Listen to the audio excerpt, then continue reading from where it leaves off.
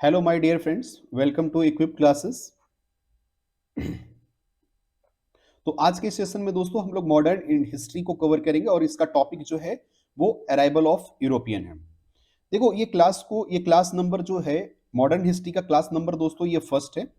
मैं थोड़ी सी आपको स्ट्रेटजी डिस्कस करना चाहूंगा कि हम इस पूरे टॉपिक को पूरे सीरीज को 90 डेज का जो सीरीज है उसको कैसे कवर करेंगे। तो सबसे पहले मैं थोड़ी सी इसमें आपको मतलब एक स्ट्रैटेजी आपको बता देता हूँ कि स्ट्रैटेजी हम लोग का क्या होगा। इसके बारे में हम लोग डिस्कशन कर लेते हैं। तो देखो मैं अभी आपको करेंट अफेयर्स के दोस्तों कुछ टॉपिक्स कवर कर चुका हूँ। करेंट अफेयर्स के कुछ टॉपिक्स कवर कर चुका हूँ, जैसे है ना सभी स्कीम्स कवर कर दिया हूँ, जितने एप्स हैं वो कवर कर दिया हूँ, कितने जितने पोर्टल्स हैं वो कवर कर दिया हूँ। सेंसस मैंने कवर कर दिया है। ठीक है। बजट आपको 2-3 दिन में कवर कर दूंगा। बजट जो है वो 2-3 दिन में कवर कर दूंगा, क्योंकि बजट अभी तुरंत हाल ही में आया है। तो इससे रिलेटेड जितनी भी चीजें हैं अभी न्यूज़पेपर में सारी चीजें धीरे धीरे निकल करके आ रही है, तो मैं चीजों को क्या करूंगा, एक बार बजट को पूरे कवर कर दूंगा। उसके बाद दोस्तों ये इकोनॉमिक सर्वे है। इकोनॉमिक सर्वे जो होगा उसको भी मैं क्या करूंगा, कवर कर दूंगा। तो करेंट अफेयर्स का एक अलग सीरीज चल रहा है, उसको हम लोग वैसे ही चलने देंगे। आज से हम लोग दोस्तों एक मॉडर्न हिस्ट्री का सीरीज स्टार्ट करेंगे। मॉडर्न हिस्ट्री में जितने भी टॉपिक्स होंगे, है ना, जो आपके एग्जाम्स के प्रोस्पेक्टिव से इंपॉर्टेंट होंगे, उन सारे क्या करेंगे, टॉपिक्स को हम लोग कवर करेंगे। और इसको एक अलग ही दोस्तों एक इसका अलग प्लेलिस्ट बना दिया जाएगा, है ना। इसका एक अलग प्लेलिस्ट बना दिया जाएगा और उस प्लेलिस्ट में आप जाकर के मॉडर्न हिस्ट्री के सारे टॉपिक्स को आप कवर कर लेंगे, है ना। इसको मैं टॉपिक वाइज करवाऊंगा। जैसे अभी मैं आज का जो टॉपिक है वो क्या है दोस्तों, है ना, अराइवल ऑफ यूरोपियन कंपनीज। जो यूरोपियंस जो थे उनके अराइवल्स के लिए कब आए, क्यों आए, क्या पर्पस था, उसके बारे में दोस्तों जितने भी प्रश्न होंगे टॉपिक वाइज हम उसे कवर करेंगे। तो मॉडर्न हिस्ट्री के जितने भी टॉपिक होंगे वो सारे कवर करने के बाद साथ ही साथ दोस्तों, है ना, ये मॉडर्न हिस्ट्री की जो सीरीज है वो आपको लगभग दोपहर में आएगा। ठीक है। आपको 12 बजे, 1 बजे, 2 बजे तक ये क्या करेगा, ये वीडियो आपको अपलोड कर दिया जाएगा। ठीक है। और इसको आप कवर कर लीजिएगा। फिर दोस्तों रात्रि में आपको लगभग 12 बजे तक, है ना, रात्रि में दोस्तों 12 बजे या 11 बजे तक दोस्तों एक वीडियो आपको और दिया जाएगा। ठीक है। वो एक साइंस की सीरीज होगी, साइंस का सीरीज होगा। मतलब उस इसका भी एक अलग प्लेलिस्ट होगा, इसका भी एक अलग प्लेलिस्ट होगा। और इसमें भी हम टॉपिक वाइज कवर करेंगे। इसको भी हम क्या करेंगे, टॉपिक वाइज कवर करेंगे। तो ये क्या करेगा, जैसे साइंस में दोस्तों सबसे पहले फिजिक्स कर लेंगे, उसके बाद केमिस्ट्री कर लेंगे, और उसके बाद हम लोग बायो कर लेंगे। तो ये फिजिक्स केमिस्ट्री बायो को हम लोग क्या करेंगे, कवर करेंगे। और ये इस मंथ हम लोग कोशिश करेंगे कि मॉडर्न हिस्ट्री को पूरी तरह से कंप्लीट किया जाए, साइंस को पूरी तरह से कंप्लीट किया जाए, और करंट अफेयर्स के जो जो लेटेस्ट टॉपिक हैं जिसको मैं छोड़ के चलूंगा, क्योंकि कुछ टॉपिक्स ऐसे हैं जिसको एग्जाम को, जो आपको एग्जाम 30 अप्रैल को है उससे पहले कवर करूंगा, 1 सप्ताह 2 सप्ताह पहले कवर करूंगा। लेकिन जो टॉपिक स्टैटिक है, जिसमें कोई चेंज नहीं होगा, वो टॉपिक को करंट अफेयर्स में पहले कवर कर दूंगा। ठीक है। ये चीजें मतलब साथ में ये 3 चीजें हमें चलेंगे। फिर ये हमारा ये क्या होगा, ये इस मंथ का क्या होगा, स्ट्रेटजी होगा। ये हमारा, है ना, फरवरी मंथ का क्या होगा, स्ट्रेटजी होगा। मार्च के हम लोग अलग स्ट्रेटजी बनाएंगे। मार्च में हम टॉपिक कवर करेंगे। जो हम मार्च में टॉपिक कवर करेंगे वो आपको मैं बता दूंगा कि मार्च में कौन कौन से टॉपिक मैं कवर करूंगा। फिर उसके बाद दोस्तों अप्रैल में कौन कौन से टॉपिक कवर करूंगा ये भी मैं आपको डिस्कस कर दूंगा। तो हम लोग क्या करें, 3 महीने का दोस्तों पूरी एकदम स्ट्रेटजी बना करके चल रहे हैं कि हमें पहले फरवरी मंथ में कौन कौन से चैप्टर्स कवर करने हैं, कौन कौन से टॉपिक कवर करने हैं, मार्च में मुझे कौन कौन से टॉपिक कवर करने हैं, और अप्रैल में कौन कौन से टॉपिक कवर करने हैं। अगर आपने मेरी क्लास के साथ अगर आपने कंटिन्यू रह गया तो आपके क्या होंगे, मार्क्स बहुत अच्छे आ जाएंगे। मैं इतना गारंटी बोलता हूं कि आप 120 प्लस आप जरूर क्रॉस कर जाएंगे। ठीक है। तो बहुत ही कॉन्सेप्चुअल, बहुत ही अच्छे तरीके से मैं सारी टॉपिक को कवर करूंगा। तो ये हमारा स्ट्रेटजी होगा और इसका मॉडर्न हिस्ट्री का आज पहला वीडियो है। तो आज से अपनी क्लास को कंटिन्यू रखिएगा और अच्छे से क्लास को कीजिएगा, ये आपके लिए बहुत ही बेनिफिशियल होगा। तो एक छोटी सी इंफॉर्मेशन था जो मैं आपको अभी प्रोवाइड कर दिया, और आप अपनी क्लास को मैं स्टार्ट करूंगा। ठीक है। तो चलिए, ये क्या है दोस्तों, क्लास संख्या 1 है, मॉडर्न हिस्ट्री का क्विक रिवीजन। ठीक है। इसमें हम अराइवल ऑफ यूरोपियंस को कवर करेंगे, 90 डेज का सीरीज है ना। इस क्लास को इसी तरह से चलाएंगे हम आगे। तो फर्स्ट क्वेश्चन आपके पास यहां आता है कि in which year Vasco da Gama arrive India. कब आया वास्को डी गामा इंडिया में, ये आपको क्वेश्चन को जवाब देना है। तो इस प्रश्न का आंसर दोस्तों आपको बताना है कि क्या है।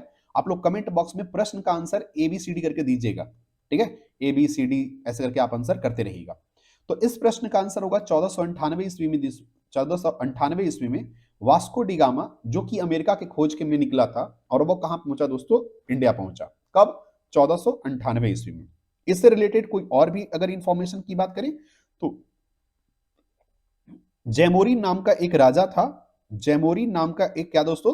कालीकट का राजा था। केरल के क्या थे? एक राजा थे, है ना, जिन्होंने इसका स्वागत किया, है ना, इसके आने की स्वागत की गई। इसके बारे में अगर और भी बात करें दोस्तों कि यहां से अगर ये कोई भी प्रोडक्ट अगर लेके जाता था, मान लीजिए उसका कीमत अगर इंडिया में ₹1 था, तो यूरोपियन कंट्री में उसका क्या था? प्राइस जो था 60 रुपीज था। मतलब इसको लगभग 60 गुने का किसी भी गुड्स पे प्रॉफिट होता था। ठीक है, ये आपको याद रखना है। और इसमें क्या क्या याद रख सकते हैं? इसमें आपको याद रख सकते हैं कि फर्स्ट जो वाइसरॉय था, फर्स्ट वाइसरॉय, वाइसरॉय, है ना, जो पुर्तगाल के जो प्रथम वाइसरॉय था, जिसका नाम क्या था दोस्तों? Francisco de एल्मीडा। एल्मीडा, ठीक है, फ्रांसिस्को डी एल्मीडा नाम था, जो कब आए? 1505 ईस्वी में भारत आए। ठीक है, फ्रांसिस्को डी एल्मीडा। इसके बाद ये आप लोग अच्छे से याद रखिएगा। Is it fine to all? अच्छा, इसके साथ दोस्तों एक होता है, एक आपको और भी याद रखना है, अगर आपको इसके आगे आपको याद रखने का मन कर रहा है, तो इसके बाद सबसे पहले कौन आया? सबसे पहले वास्को डी गामा, फिर क्या हुआ? एल्मीडा आया, है ना। उसके बाद दोस्तों एक और आए, अल्बुक्वेर्क्यू। अल्बुक्वेर्क्यू, आप अल्बू नाम रखना, याद रखना, ALBU, अल्बुक्वेर्क्यू। ठीक है, तो एल्बुक्वेर्क्यू आया, ये 1509 ईस्वी में आया। ठीक है, और ये 1509 ईस्वी में आकर के दोस्तों इसने गोवा को जीत लिया। इसने गोवा को जीत लिया। ठीक है, और गोवा को कब इसने जीता दोस्तों? 1510 ईस्वी में जीता। 1510 ईस्वी में, है ना। एलबी क्वेरक्यू जो था 1509 ईस्वी में आकर के 1510 ईस्वी में गोवा को इसने जीत लिया। ठीक है, किससे? तो ये था दोस्तों बाजीपुर का जो रूलर था आदिल शाह। किसको हराया था? आदिल शाह को हरा करके, आदिल शाह को हराकर, है ना, 1510 ईस्वी में एल्बुक्वेर्क्यू जो था दोस्तों, है ना, आदिल शाह को हराकर 1510 ईस्वी को अपने अंडर में कर लिया गोवा को। ठीक है, और फिर उसके बाद दोस्तों जितने भी पोर्तुगीज थे, पुर्तगाली जो थे, पुर्तगाली सारे जो अपने इकोनॉमी का देख रेख, है ना, कहां से करना शुरू कर दिए? गोवा से ही कर दिए। गोवा क्या बन गया? उनका सेंटर बन गया। तो ये आप इतना चीजें आप याद रख सकते हैं। वास्को डी गामा कब आया? 1498 ईस्वी में। जेमोरिन के द्वारा उसे स्वागत किया गया। फर्स्ट वाइसरॉय जो था दोस्तों कौन सा? एल्मीडा था, जो कब आया? 1505 ईस्वी में। उसके बाद कौन आया दोस्तों? उसके बाद आए एलबी क्वेरक्यू आए, एलबी क्वेरक्यू आए। कब आए? 1509 ईस्वी में। गोवा को उसने क्या हुआ? 1510 ईस्वी में जीत लिया। किससे? किसको हराया दोस्तों? बाजीपुर के जो राजा थे आदिल शाह, उनको हरा करके। और उसके बाद दोस्तों पुर्तगालों का क्या बन गया? ये गोवा ईपी सेंटर बन गया। ईपी सेंटर का मतलब क्या हुआ? कि वैसा सेंटर जहां से सारी कार्यभार संभालना उन्होंने शुरू कर दिया। तो ये इतनी बात आप याद रख सकते हैं।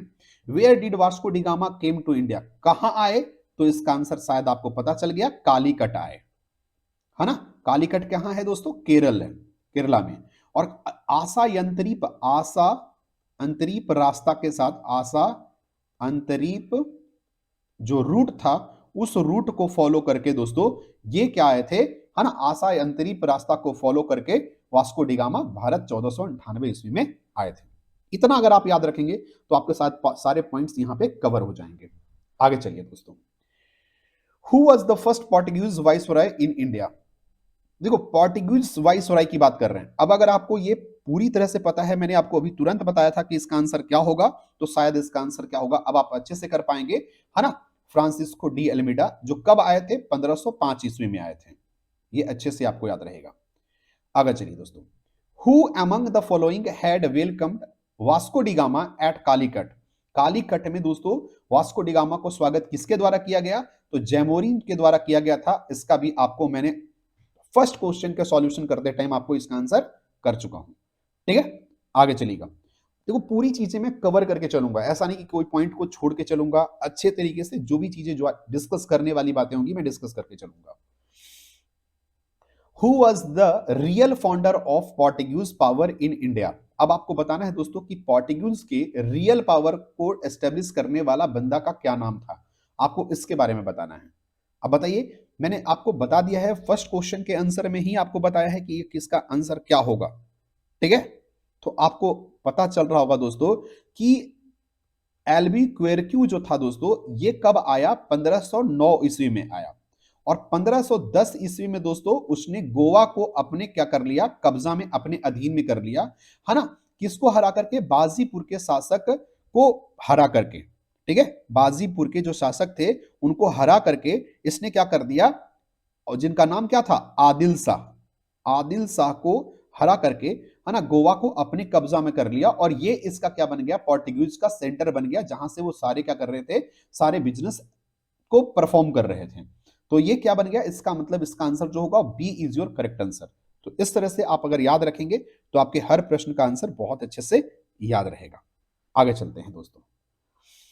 At which one of the following places in India did the Portuguese build their first fortress? मतलब पहला जो था दोस्तों, बहुत बड़ी जो क्या बोल सकते हैं, किला। फोर्ट्रेस मतलब होता है किला। पहली किला जो था वो कहां वो बनाए?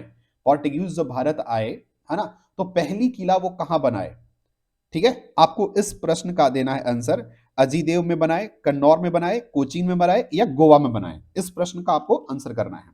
तो चलिए, इस प्रश्न का आंसर के लिए मैं आपको 2 सेकंड समय देता हूं। पहले आप सोचिए इसको कि क्या होगा इस प्रश्न का आंसर, उसके बाद आप सोचिएगा इसका आंसर क्या होता है।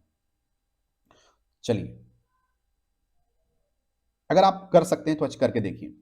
इसका करेक्ट आंसर होगा दोस्तों कोचिंग में होगा। क्या होगा? कोचिन। कोचिन कहां है दोस्तों? केरला में, है ना। कोचिन कहां है? केरला में। तो केरला में ही दोस्तों इन्होंने पहला क्या बनाया था? किला बनाया था, जहां से वो अपनी सारी व्यवस्था को देखते थे। अब ये कब हुआ, कैसे हुआ, ये मैं आपको बता देता हूं। तो दोस्तों कोचीन में हुआ क्या है कि फर्स्ट पोर्टुगीज को कंस्ट्रक्ट किया गया था, है ना। हाँ जी, 1503 ईस्वी में कब इसको क्या किया गया था? बनाया गया था। ठीक है, ये आप इतना याद रख सकते हैं। अगर आपको कुछ ज्यादा याद नहीं रखना है तो इतना आप याद रख सकते हैं, कोचिंग में उन्होंने पहली बार बनाया, केरला में, और कब? 1503 ईस्वी में। ये आप इतना याद रखेंगे। अगले प्रश्न के आंसर चलते हैं दोस्तों। Who were the first Europeans came to India for trade? Trade के लिए, है ना, ट्रेड के लिए पहली कौन से ऐसी दोस्तों यूरोपियन पावर्स था, है ना, जो भारत आया था? इसका प्रश्न का आंसर आपको करना है। आंसर ट्रेड के लिए क्या डच पहले आए थे, इंग्लिश पहले आया था, फ्रेंच पहले आए थे, या पोर्टुगीज पहले आया था? ठीक है, इस प्रश्न का आंसर करना है दोस्तों। तो शायद आपको पता चल रहा होगा कि देखो, थोड़े से अगर इसके डिस्कशन को आगे बढ़ाएं तो पहले आप बता दीजिए कि इसका आंसर क्या होगा।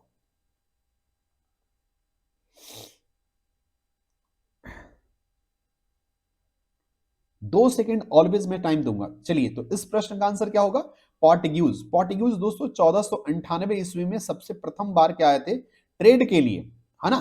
ट्रेड के लिए 1498 ईस्वी में वास्को डी गामा आया था दोस्तों। तो इसका आंसर क्या होगा? D is your correct answer. English तो बहुत पीछे आए हैं दोस्तों। ठीक है, तो आगे चला जाए, आगे प्रश्न को हम करते हैं दोस्तों। और एक बात और मैं आपको बता देता हूं दोस्तों, सबसे अगर कोई पूछ लिया जाए कि कौन से यूरोपियन पावर जो है वो इंडिया में सबसे ज्यादा दिन अपना वक्त बिताया है, ठीक है, तो इसमें अगर प्रश्न पूछ लिया जाए कि भाई चलो इसमें बताओ कि कौन सा ऐसा यूरोपियन पावर है जो सबसे ज्यादा जो है ना आना टाइम एक्सपेंड किया है इंडिया में? क्या इंग्लिश किए थे, अंग्रेज किए थे, फ्रेंच किए थे, डच किए थे, पोर्टुगीज किए थे? तो मैं आपको बता दूं दोस्तों, इसका भी आंसर क्या होगा? पोर्टुगीज ही किए थे। क्योंकि पोर्टुगीज कब आए थे? 1498 ईस्वी में आए थे। और वो भारत से लौट कर कब गए? वो दोस्तों 1961 में गए हैं, है ना। 1961 में गए हैं वो। ठीक है, 1498 में आकर के उन्होंने दोस्तों 1961 में क्या किया है? गोवा को उन्होंने छोड़ा है। गोवा को जब एक बार उन्होंने क्या किया था? कैप्चर किया था आदिल शाह को हरा करके। उसके बाद दोस्तों 1961 में दोस्तों वो गोवा को छोड़कर जाते हैं। इसका मतलब यह है कि पोर्टुगीज जो सबसे पहले आए और गए भी सबसे अंत में। और कब गए? 1961 में, है ना। इंग्लिश आया सबसे अंत में है ना, और गया भी सबसे पहले है। सबसे अंत में गए, आया भी है और गया भी सबसे क्या है? पहले है। ठीक है, मतलब ऐसे जाने को तो बहुत पहले से, लेकिन मतलब ये आप याद रखिएगा, पोर्टुगीज जो है ना बहुत पहले आए और गए भी सबसे अंत में, ये भी आपको याद रखना है। आगे चलिएगा दोस्तों। Who were the first European to set up sea trade centre in India, है ना। सी ट्रेड सेंटर को एस्टेब्लिश करने वाला, समुद्री क्या करने समुद्री व्यवसायिक, है ना, केंद्र को स्थापित करने वाला देश इंडिया में कौन यूरोपियंस पहला था, कौन यूरोपियन ने यह काम पहले बार किया था, बताइए दोस्तों।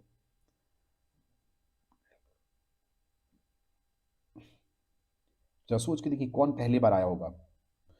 सबसे पहले दोस्तों इसका आंसर क्या होगा, पोर्टुगीज ही आपका करेक्ट आंसर होगा। पुर्तगाल के ही लोगों ने क्या किया था दोस्तों, फर्स्ट सी ट्रेड सेंटर को एस्टेब्लिश किया था। ठीक है, is it fine to all. आगे चलते हैं दोस्तों। अब इसमें भी अगर कुछ चीजें अगर आपको जानना हो कि हाँ ऐसा क्यों हुआ, तो ये भी आपको, हाँ जी,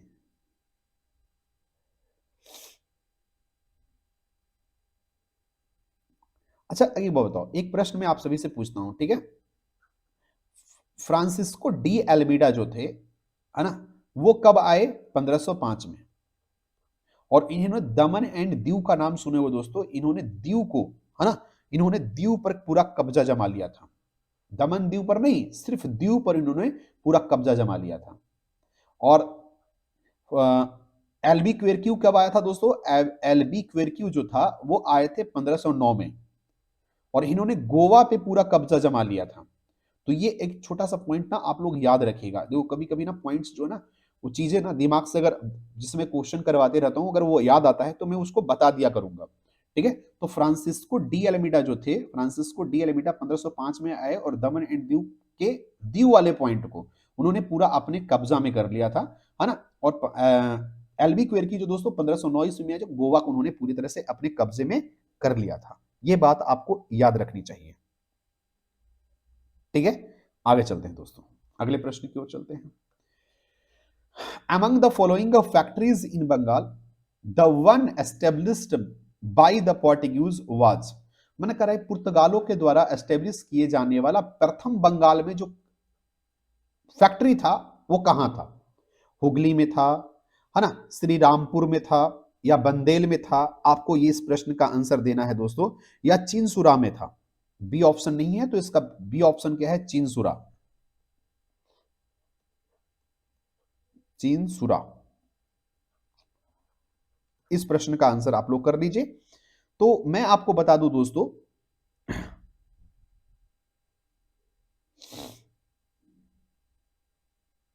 हाँ जी बताइए। देखो मैं हमेशा 2 सेकंड का आपको टाइम दूंगा हर प्रश्न में, क्योंकि देखो मैं ये नहीं चाहता कि हाँ मैं इस प्रश्न को आंसर करते चलूं और आपको इसमें कोई इन्वॉल्वमेंट नहीं हो। आप भी इन्वॉल्व हुए, थोड़ा सा सोचिए प्रश्न को रुकने के बाद। तो सबसे पहले दोस्तों इस प्रश्न का आंसर क्या हो जाएगा, इस प्रश्न का जो आंसर होगा वो होगा हुगली।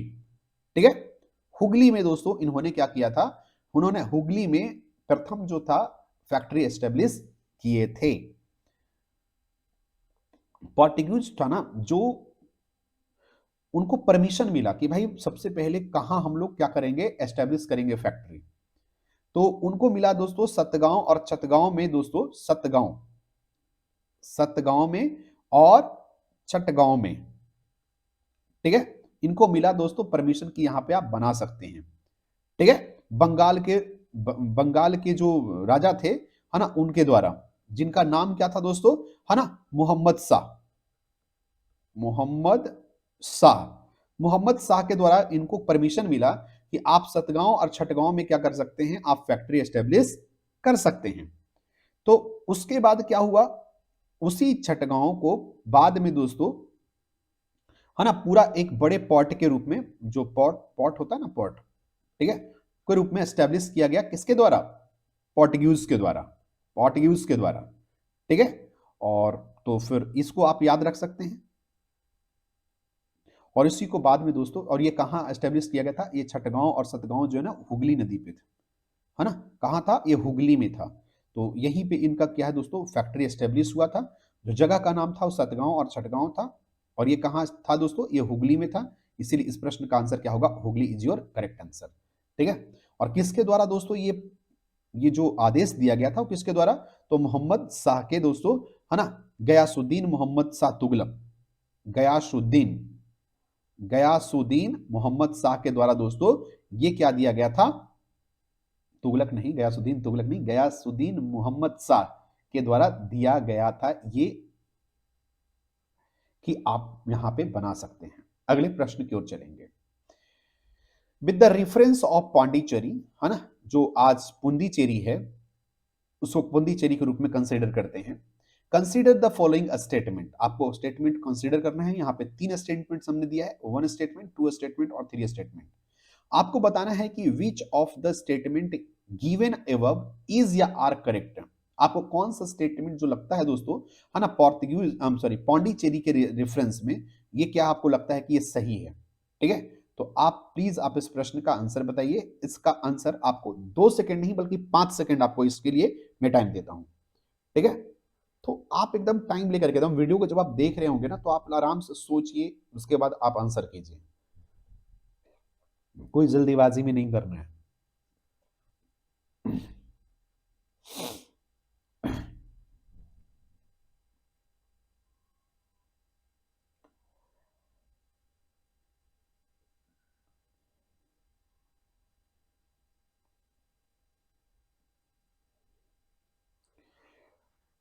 देखिए मैं आपको बताता हूं, सुनिएगा जरा ध्यान से। इसमें जो है ना, ओनली वन जो स्टेटमेंट है वो सही है। फर्स्ट स्टेटमेंट सही है। The first European power to occupy Pondicherry were Portugal, है ना। जो पुर्तगाली थे, वो सबसे पहले यूरोपियन कंट्री था जो पुर्तगाल को कवर किया था, ऑक्युपाई किया था। अब यहां पे बोला the second European power to occupy Pondicherry were French. ठीक है, क्या बोला जा रहा है, ये फ्रेंच थे। लेकिन मेरे प्यारे बच्चों, आपको मैं यहां पे बता दूं, ये फ्रेंच नहीं थे। जो सेकेंड बार जो पौंडीचेरी को ऑक्युपाई किया था, उसका नाम था दोस्तों डच। उसका नाम क्या था? उसका नाम था डच। जो डच लोग आए थे, है ना, जो डच लोग आए थे दोस्तों, है ना, उन्होंने क्या किया था, सेकेंड टाइम पांडिचेरी को क्या किया था, पांडिचेरी को, है ना, कवर किया था। इंग्लिश नेवर ऑक्युपाइज पांडिचेरी, तो ये भी दोस्तों गलत है। इंग्लिश ने दोस्तों पौंडीचेरी को क्या किया है, एक बार ऑक्युपाई किया है, और उसको आप लोगों ने पढ़ा होगा, है ना, treaty of Paris. Treaty of Paris, Paris की संधि हुई थी, और उसी संधि में दोस्तों पौंडीचेरी को उन्होंने, है ना, पौंडीचेरी को इंग्लिश को दिया गया था। ठीक है, ट्रीटी ऑफ पौंडीचेरी, तो इसमें आपको ये चीजें आपको मिल जाएगा। Is it fine to all?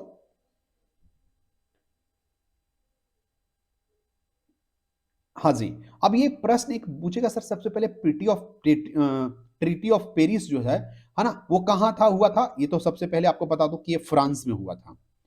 अब ये सबसे पहले दोस्तों कि ये कब हुआ दोस्तों, कब कैसे हुआ, क्या हुआ? तो ये ट्रीटी ऑफ पेरिस जो हुआ था वो इंग्लिश के बीच में मतलब इंग्लैंड के लोगों के साथ, और ये दोस्तों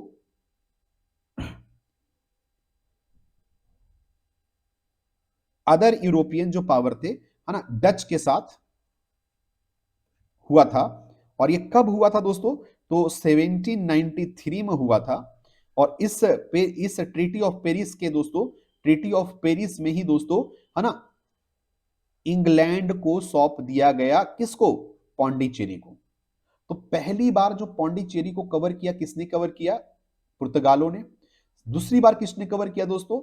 तो दूसरी बार कवर किया दोस्तों डच लोगों ने। और तीसरी बार दोस्तों इसको कवर किया गया था डच यहां पे, और फ्रांस यहां पे, फ्रेंच भी थे। ठीक है, यहां पे फ्रेंच भी थे। तो इंग्लिश और फ्रेंच के बीच में दोस्तों एक ट्रीटी हुआ, है ना, कहां पे, जिसका नाम दिया गया ट्रीटी ऑफ पेरिस, जो फ्रांस में हुआ था। कहां हुआ था? फ्रांस में हुआ था। और कब हुआ था दोस्तों? 1793 ईस्वी में हुआ था। और इस ट्रीटी के अधीन, इस ट्रीटी के अनुसार, है ना, पौंडीचेरी को किसको सौंप दिया गया? इंग्लैंड को सौंप दिया गया था। तो इस प्रश्न का करेक्ट आंसर क्या हो गया? मात्र आपको वन जो ऑप्शन है वही सिर्फ सही है। तो इसका आंसर हो जाएगा ए इज योर करेक्ट आंसर। ठीक है, तो ये ट्रीटी ऑफ पेरिस आप लोग प्लीज याद रखिएगा, ये बहुत इंपॉर्टेंट है। ट्रीटी ऑफ पेरिस 1793 ईस्वी, किसके किसके बीच में दोस्तों? इंग्लैंड और मुख्य तौर पे दोस्तों फ्रेंच के बीच में हुआ था। डच तो सिर्फ ऐसी ही छोटी सी भूमिका निभा रहे थे, लेकिन डच भी थे। ठीक है, 1793 ईस्वी में हुआ था। और इस ट्रीटी के आधार पे दोस्तों इंग्लैंड को सौंप दिया गया था, है ना, पौंडीचेरी। तो अब आगे चलते हैं अगले प्रश्न में। Hooghly was used as a base of piracy in the bay of Bengal. किसके द्वारा? पायरेसी का मतलब दोस्तों, मतलब जो आ, चोरी चुपके जो चोरी चोरी छुपे जो क्या करते हैं, बिजनेस करते हैं, उसको हम पायरेसी बोलते हैं। आमतौर पे दोस्तों ये आपने कभी ना कभी दोस्तों कि फिल्म का जो टिकट है वो पायरेसी हो रहा है, या फिल्म का जो कैसेट था पहले कैसेट के रूप में मिलता था उसकी पायरेसी हो रही है, तो आपने कभी ना कभी सुना होगा। तो ये जो हुगली को यूज किया जाता था पायरेसी के रूप में, मतलब चोरी छुपे दोस्तों बिजनेस को एस्टेब्लिश, बिजनेस को क्या करने के लिए, चलाने का केंद्र के रूप में, है ना, यूज किया जाता था। किसके द्वारा? फ्रेंच के द्वारा, डेनिश के द्वारा, ब्रिटिश के द्वारा, या पोर्टुगीज के द्वारा? ये आप जरूर जवाब इस प्रश्न का देंगे दोस्तों। तो अभी आपको कुछ देर पहले मैंने बताया था दोस्तों कि हुगली को, शायद आपको थोड़ा सा याद आ रहा होगा कि हुगली को किसने ये ऐसा यूज करते थे। तो हुगली को दोस्तों पोर्टुगीज इस रूप में यूज करते थे।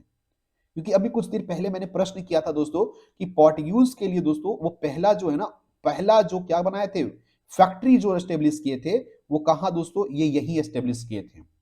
और एक है ना राजा का नाम बताइएगा दोस्तों, उस राजा का नाम बताइएगा जिसके द्वारा इनको क्या मिला था, है ना, इनको मिला था, परमिशन मिला था। उसका नाम आप लोग कमेंट बॉक्स में जरूर बताइएगा, क्योंकि मैं इसका आंसर बता चुका हूं आप लोग को। ठीक है, आगे चलते हैं दोस्तों अगले प्रश्न में। Which one of the following is connected with blue water policy? अब ब्लू वाटर पॉलिसी ये बहुत ही इंपॉर्टेंट पॉलिसी है। इसका आंसर आप लोग पहले 2 सेकेंड आप लोग रुक करके इस प्रश्न का आंसर जरूर कीजिएगा, उसके बाद मैं आगे बढ़ूंगा। ठीक है, तो इसका आंसर आप लोग कीजिएगा।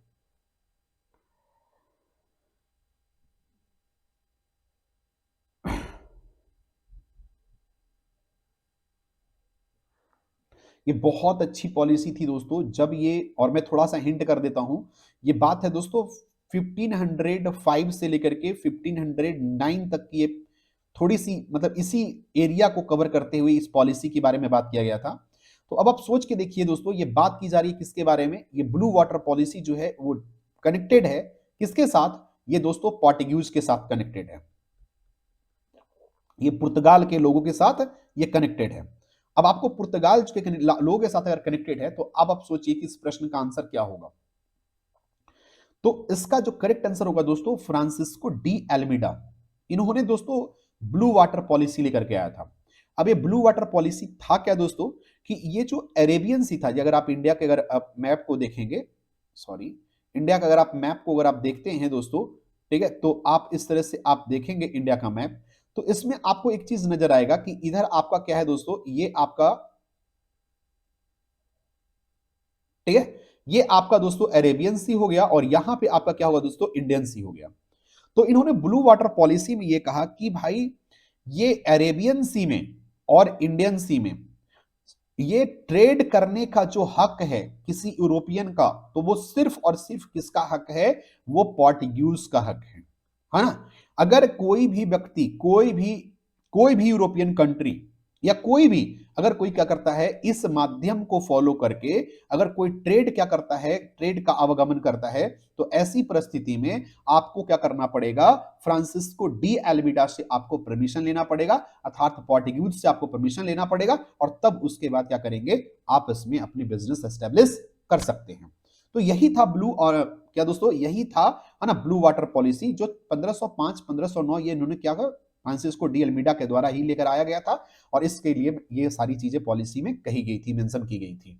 तो ये था दोस्तों, है ना, ब्लू वाटर पॉलिसी। तो इसको आप अच्छे से याद रख सकते हैं। आगे बढ़ता हूं मैं, अगले प्रश्न की ओर चलते हैं। Question number 14, who among the following was the founder of Calcutta? अब आपको बताना दोस्तों कि कैलकाटा का जो फाउंडर कौन थे, उसका नाम क्या था दोस्तों। ठीक है,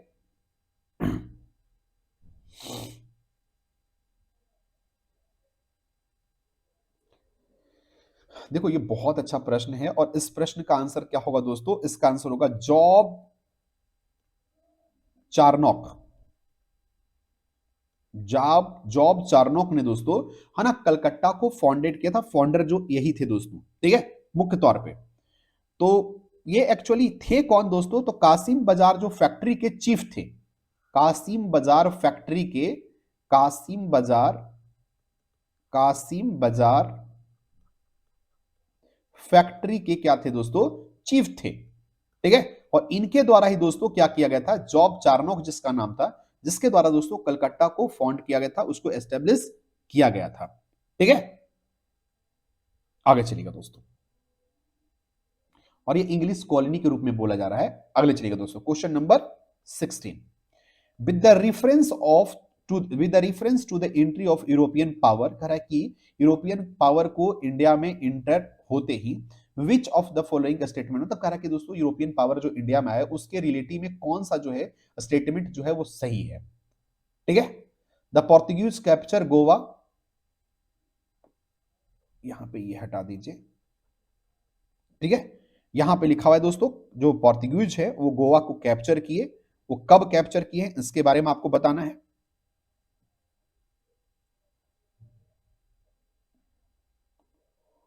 वन सेकेंड, यहां पे दोस्तों ये 1509 भी नहीं है और ये नहीं है, यहां पे टाइम जो दिया गया था 1490 दिया गया क्वेश्चन में, क्वेश्चन के अकॉर्डिंग ये दिया गया है।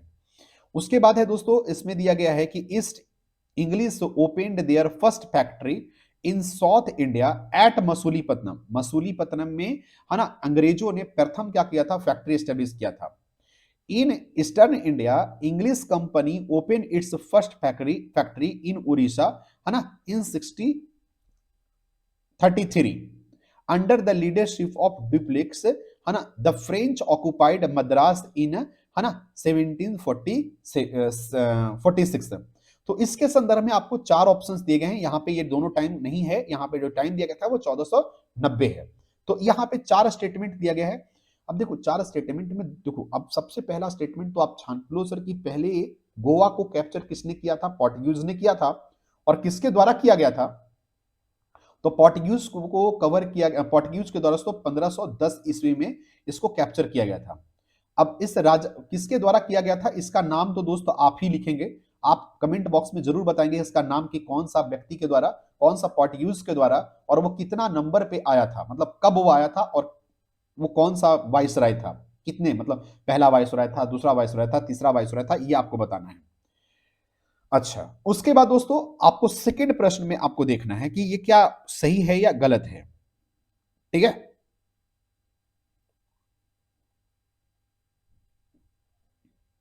तो देखिए, अच्छा यहां पे कह रहा है कि इज नॉट करेक्ट, जो कौन सही नहीं है, तो कौन सही नहीं है इसका आंसर तो आपको पहले मिल ही गया। ठीक है, ये प्रश्न पे पूछा जा रहा है कि विच of the following statement is not correct, मैं करेक्ट नहीं, यहां पे इनकरेक्ट कौन है, गलत कौन है, पहले आप ये समझिए। तो गलत तो आपको पहला स्टेटमेंट मिल गया, इसका मतलब बाकी जो तीन स्टेटमेंट है वो सही है। और ये बाकी तीनों स्टेटमेंट को आप याद रख लीजिएगा, ये तीनों स्टेटमेंट जो है ना बहुत इंपॉर्टेंट है, ये तीनों स्टेटमेंट आपका एक क्वेश्चन हो सकता है। आप याद रखिएगा दोस्तों कि साउथ इंडिया में अंग्रेजों ने पहली फैक्ट्री कहां लगाई थी, मसूलीपट्टनम में लगाई थी। ईस्ट, अगर हम बात करें दोस्तों ईस्ट इंडिया में, ईस्ट इंडिया में अगर हम बात करें, ईस्टर्न इंडिया में अगर बात करें, तो अंग्रेजों ने पहली फैक्ट्री कब लगाई थी दोस्तों, तो 1633 ईस्वी में दोस्तों उड़ीसा में लगाई थी। ठीक है, ये भी आप याद रखेंगे। और तीसरा जो इंपॉर्टेंट है दोस्तों, ये ड्यूप्लेक्स जो था वो फ्रेंच था, ये फ्रांसीसी था, फ्रांसीसी था। ठीक है, यह एक फ्रेंच था जो इंडिया आया था। तो under the leadership of Dupleix, जो फ्रेंच थे, फ्रेंच उन्होंने ऑक्युपाई किया था मद्रास को 1746 ईस्वी में। ठीक है, तो ये भी दोस्तों मद्रास को ऑक्युपाई किया गया था किसके द्वारा, फ्रेंच के द्वारा, जिसका नाम क्या था, ड्यूप्लेक्स, और वो कब किया था दोस्तों, 1746 ईस्वी में ऐसा किया था। तो ये भी आप अच्छे से याद रख सकते हैं। अगले प्रश्न की ओर चलते हैं, क्वेश्चन नंबर 17 में आ जाइए। 17 क्या कहता है, the first to start a joint stock company to trade with India were, वह पहला कौन था जिन्होंने ज्वाइंट स्टॉक कंपनी स्टैब्लिश किया ताकि इंडिया में ट्रेड कर सकें, व्यापार कर सकें। तो ये बताइए दोस्तों, क्वेश्चन नंबर 17 जो यहां पे दिया गया है, ये इसका आपको आंसर बताना है। और ये था कौन दोस्तों, अब इस प्रश्न का आंसर बता रहा हूं, 90% स्टूडेंट गलती करेंगे, 90% स्टूडेंट गलत करेंगे, तो जल्दी से बताइएगा।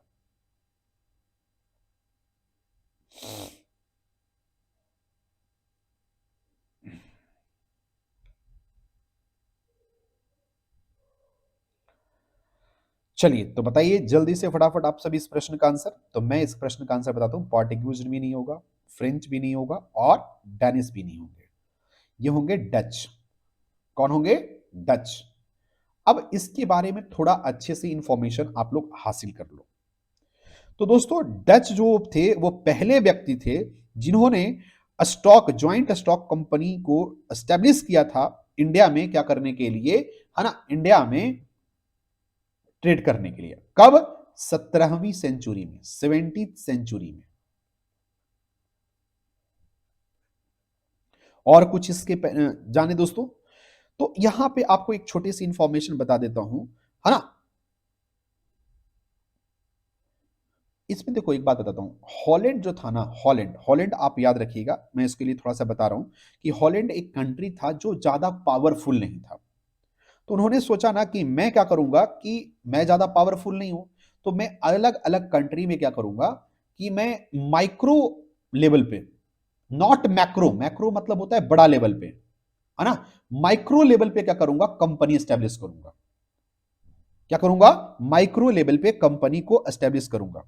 तो इसने क्या किया, इसने क्या किया, एक ऑर्गेनाइजेशन एस्टेब्लिश किया, किसके साथ मिलकर के? नीदरलैंड के साथ मिलकर के, नीदरलैंड हॉलैंड के मतलब लोगों के साथ मिलकर के दोस्तों, इन्होंने एक क्या कर दिया, माइक्रो लेवल पे, है ना, अलग अलग कंपनी को एस्टेब्लिश करने के लिए अलग अलग कंट्रीज में इन्होंने क्या किया, एक सिस्टम एस्टेब्लिश किया।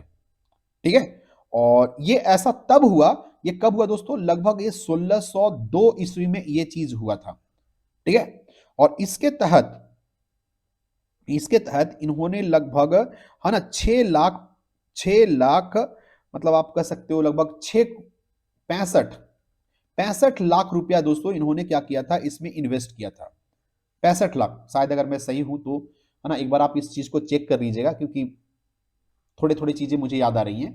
ठीक है। तो लगभग 65 लाख रुपए उन्होंने दोस्तों इसमें क्या किया था, इन्वेस्ट किया था। और इसमें लगभग दोस्तों इन्होंने ये मतलब कि भाई मतलब इन्होंने क्या किया था, जो हॉलैंड के जो पार्लियामेंट था उससे उन्होंने क्या किया, 21 साल का एग्रीमेंट किया था, है ना, 21 साल के लिए एग्रीमेंट किया था कि मैं ट्रेड करूंगा अदर कंट्री में जाकर के। तो 21 साल का ट्रेड किया करने का दोस्तों इन्होंने एग्रीमेंट किया था हॉलैंड नीदरलैंड के, क्या दोस्तों, हॉलैंड नीदरलैंड में। और ये पार्लियामेंट 21 सालों को उन्होंने क्या दे दिया, उसको आदेश दे दिया, इन्होंने इतना पैसा एस्टेब्लिश करके 1602 ईस्वी में अलग अलग कंट्री में जाकर के दोस्तों ये क्या किया, ज्वाइंट स्टॉक कंपनी स्टार्ट किया। ज्वाइंट मतलब अकेला नहीं, किसी के साथ मिल करके। ठीक है। क्योंकि ये माइक्रो लेवल पे करना चाहता था ना, इसके पास ज्यादा फाइनेंस नहीं था, क्योंकि ये ज्यादा क्या था, ज्यादा अमीर नहीं था। तो इसीलिए दोस्तों यहाँ पे जो आंसर आता है, करेक्ट आंसर इसका आता है, इसका आंसर आता है डच जो है वो थे, ये कोई और नहीं था, ये डच थे। ठीक है। तो ये थोड़ा सा आप लोग याद कर सकते हैं, मतलब थोड़ा याद रख सकते हैं ऐसे ऐसे, थोड़ी बहुत कहानी जो, in which of the following places, है ना, the Dutch establish their trading centre in India. कौन कौन स्थानों पे, अब देखो डच के बारे में आपको हमने बताया कि डच क्या किए, वो बहुत बड़ा बड़ा कंपनी स्टेब्लिश नहीं कर दे, मतलब छोटे छोटे ट्रेडिंग सेंटर, मैंने कोई फैक्ट्री स्टेब्लिश नहीं करते थे, वो ट्रेडिंग सेंटर स्टेब्लिश करते थे, क्योंकि वो बहुत ज्यादा पावरफुल नहीं थे लोग, है ना। ये हॉलैंड नीदरलैंड से लोगों ने, ये हॉलैंड और नीदरलैंड के, है ना, वासी थे, और ये उनके पास बहुत ज्यादा पैसा नहीं था, बहुत ज्यादा पावरफुल नहीं था। तो ये क्या करते थे, छोटे छोटे ये स्टॉक लेवल पे ट्रेडिंग सेंटर खोलते थे। ठीक है। तो इन्होंने कुछ इंडिया के अलग अलग स्थानों पे इन्होंने क्या किया है, कुछ ट्रेड सेंटर खोले हैं। अब उन ट्रेड सेंटर का क्या नाम था दोस्तों, ये आपको अपने इस प्रश्न में आंसर करना है। ठीक है। तो इसका आंसर क्या हो जाएगा बताइए।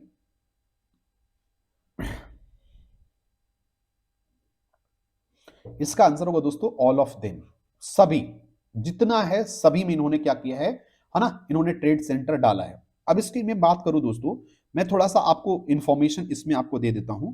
इन्होंने कैसे कैसे मतलब इन्होंने एस्टेब्लिश किया है, इसके बारे में मैं आपको बताते चलता हूं।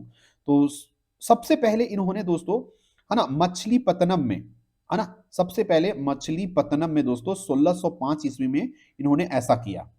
1602 ईस्वी में कहां से दोस्तों, है ना, अपने मतलब नीदरलैंड और हॉलैंड के जो पार्लियामेंट था वहां से उन्होंने क्या किया, है ना, उन्होंने 21 सालों का एग्रीमेंट करके दूसरे कंट्री में, है ना, छोटे छोटे ट्रेडिंग सेंटर खोलने का आदेश लिया। वहां से उन्होंने चला और सबसे पहले दोस्तों 1605 ईस्वी में, है ना, मछलीपत्तनम में, है ना, मछलीपत्तनम में दोस्तों 1605 ईस्वी में इन्होंने इंडिया में सबसे पहले क्या किया, एक ट्रेडिंग सेंटर खोला।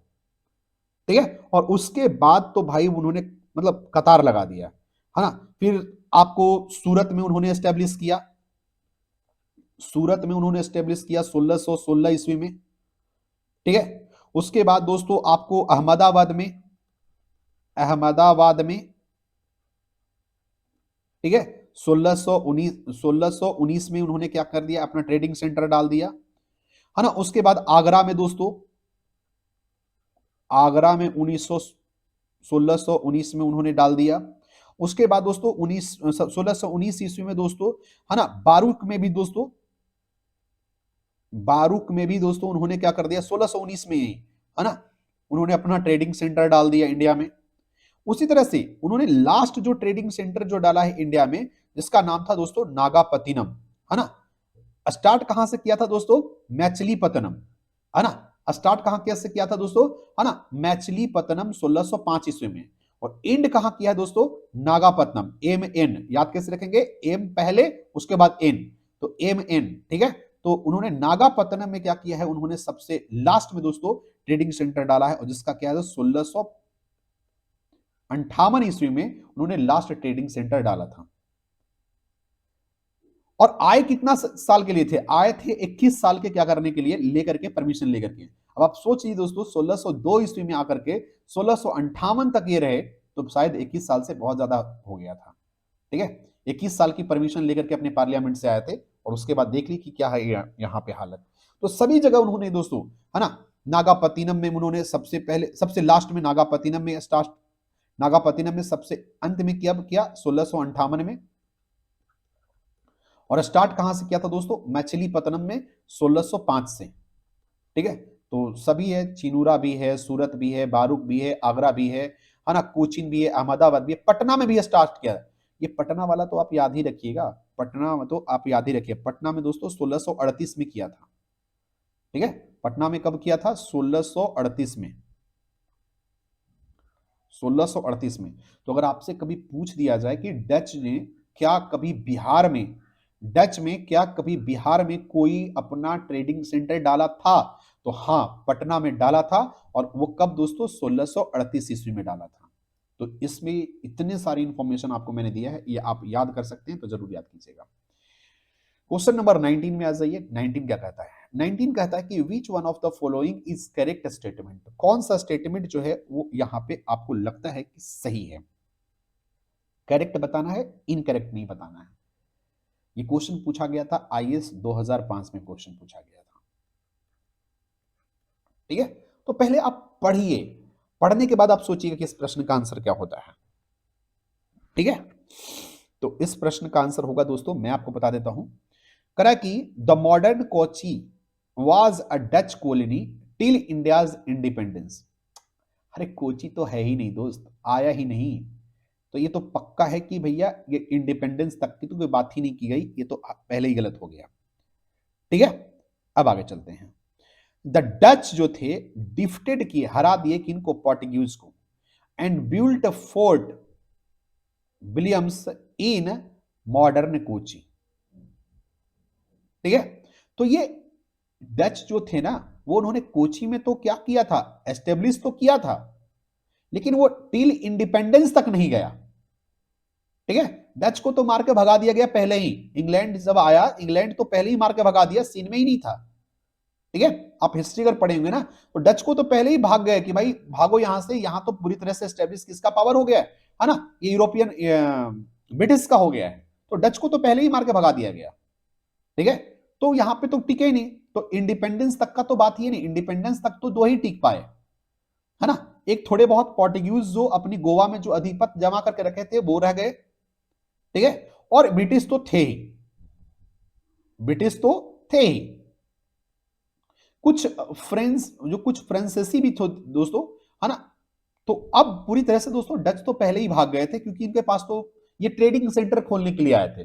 1602 ईस्वी में इंडिया आए, 1605 ईस्वी में दोस्तों सबसे पहले उन्होंने क्या किया था, एक अपना ट्रेडिंग सेंटर डाला, और 1658 में, अभी आपको कहा था 1658 में वो भाग गए, है ना। नागापतिनम में 1658 में उन्होंने क्या किया, लास्ट ट्रेडिंग सेंटर डाला, और पहली दोस्तों मछलीपत्तनम में 1605 में डाला। तो डच तो पहले ही भाग गए थे, है ना। अब डच पहले ही भाग गए, तो इसका मतलब तो भाई ये पहला तो ऑप्शन ऐसे ही गलत हो गया, आपको करेक्ट स्टेटमेंट ढूंढना था। अच्छा, the modern Kochi was the first Dutch colony, है ना, before the Portuguese took over them, तो भैया ये भी गलत है, ये भी गलत है।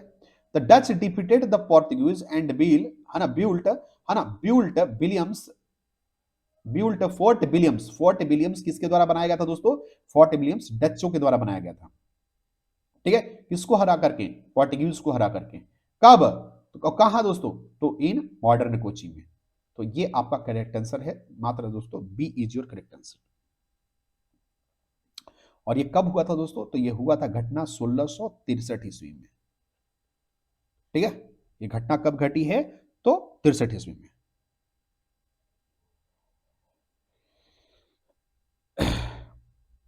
Is it okay? और कॉलोनी की तो बात कर ही नहीं दोस्तों, कॉलोनी का तो बात कब आया है?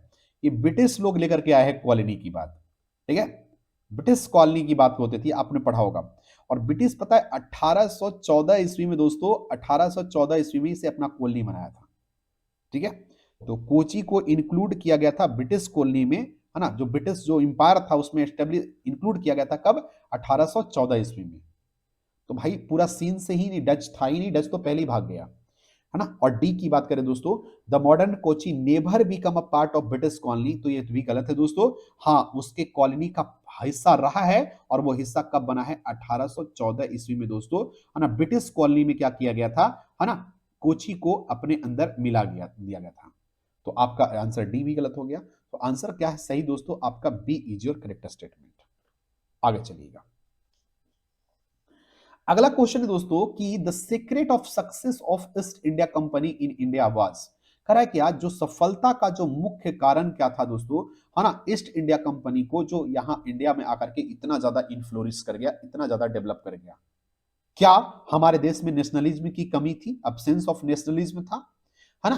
क्या दोस्तों यहां पे दूसरा ऑप्शन दिया गया है, the company army received western training and they had modern arms, क्या उनके पास बहुत अच्छी ट्रेनिंग्स थी और उनके पास अच्छे अच्छे आर्म्स थे, है ना, मतलब औजार थे, है ना? Indian soldiers who pay them sufficient, है ना, could have them on service above 3, आपको इन सभी में से आपको बताना है कि कौन सा इस प्रश्न का आंसर होगा।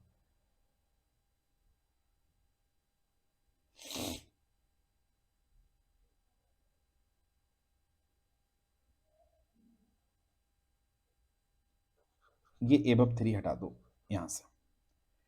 तो इंडियंस अच्छे खासे पेमेंट उनको दे देते थे भाई, ताकि वो अपना सर्विस काम कर ले, उनका काम चल जाता था।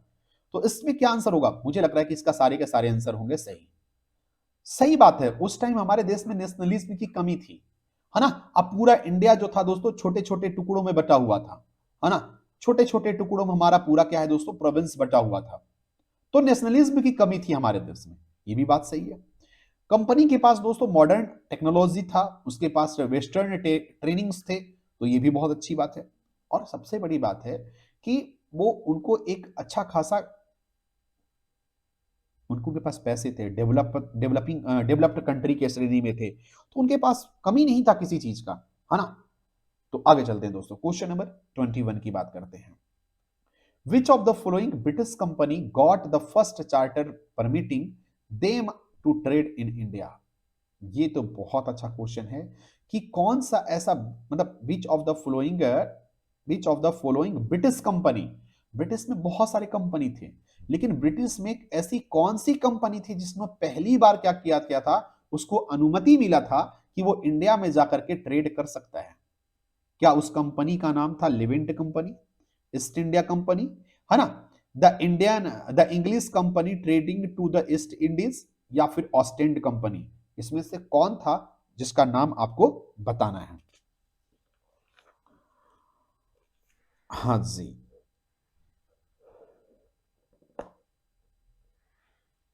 चलिए, मुझे पता है इस प्रश्न का आंसर ना बहुत सारे स्टूडेंट्स गलत करेंगे। सबको लग रहा हो कि यार इसका आंसर तो ईस्ट इंडिया कंपनी हो जाएगा, तो ईस्ट इंडिया कंपनी लगा लो, ठीक है।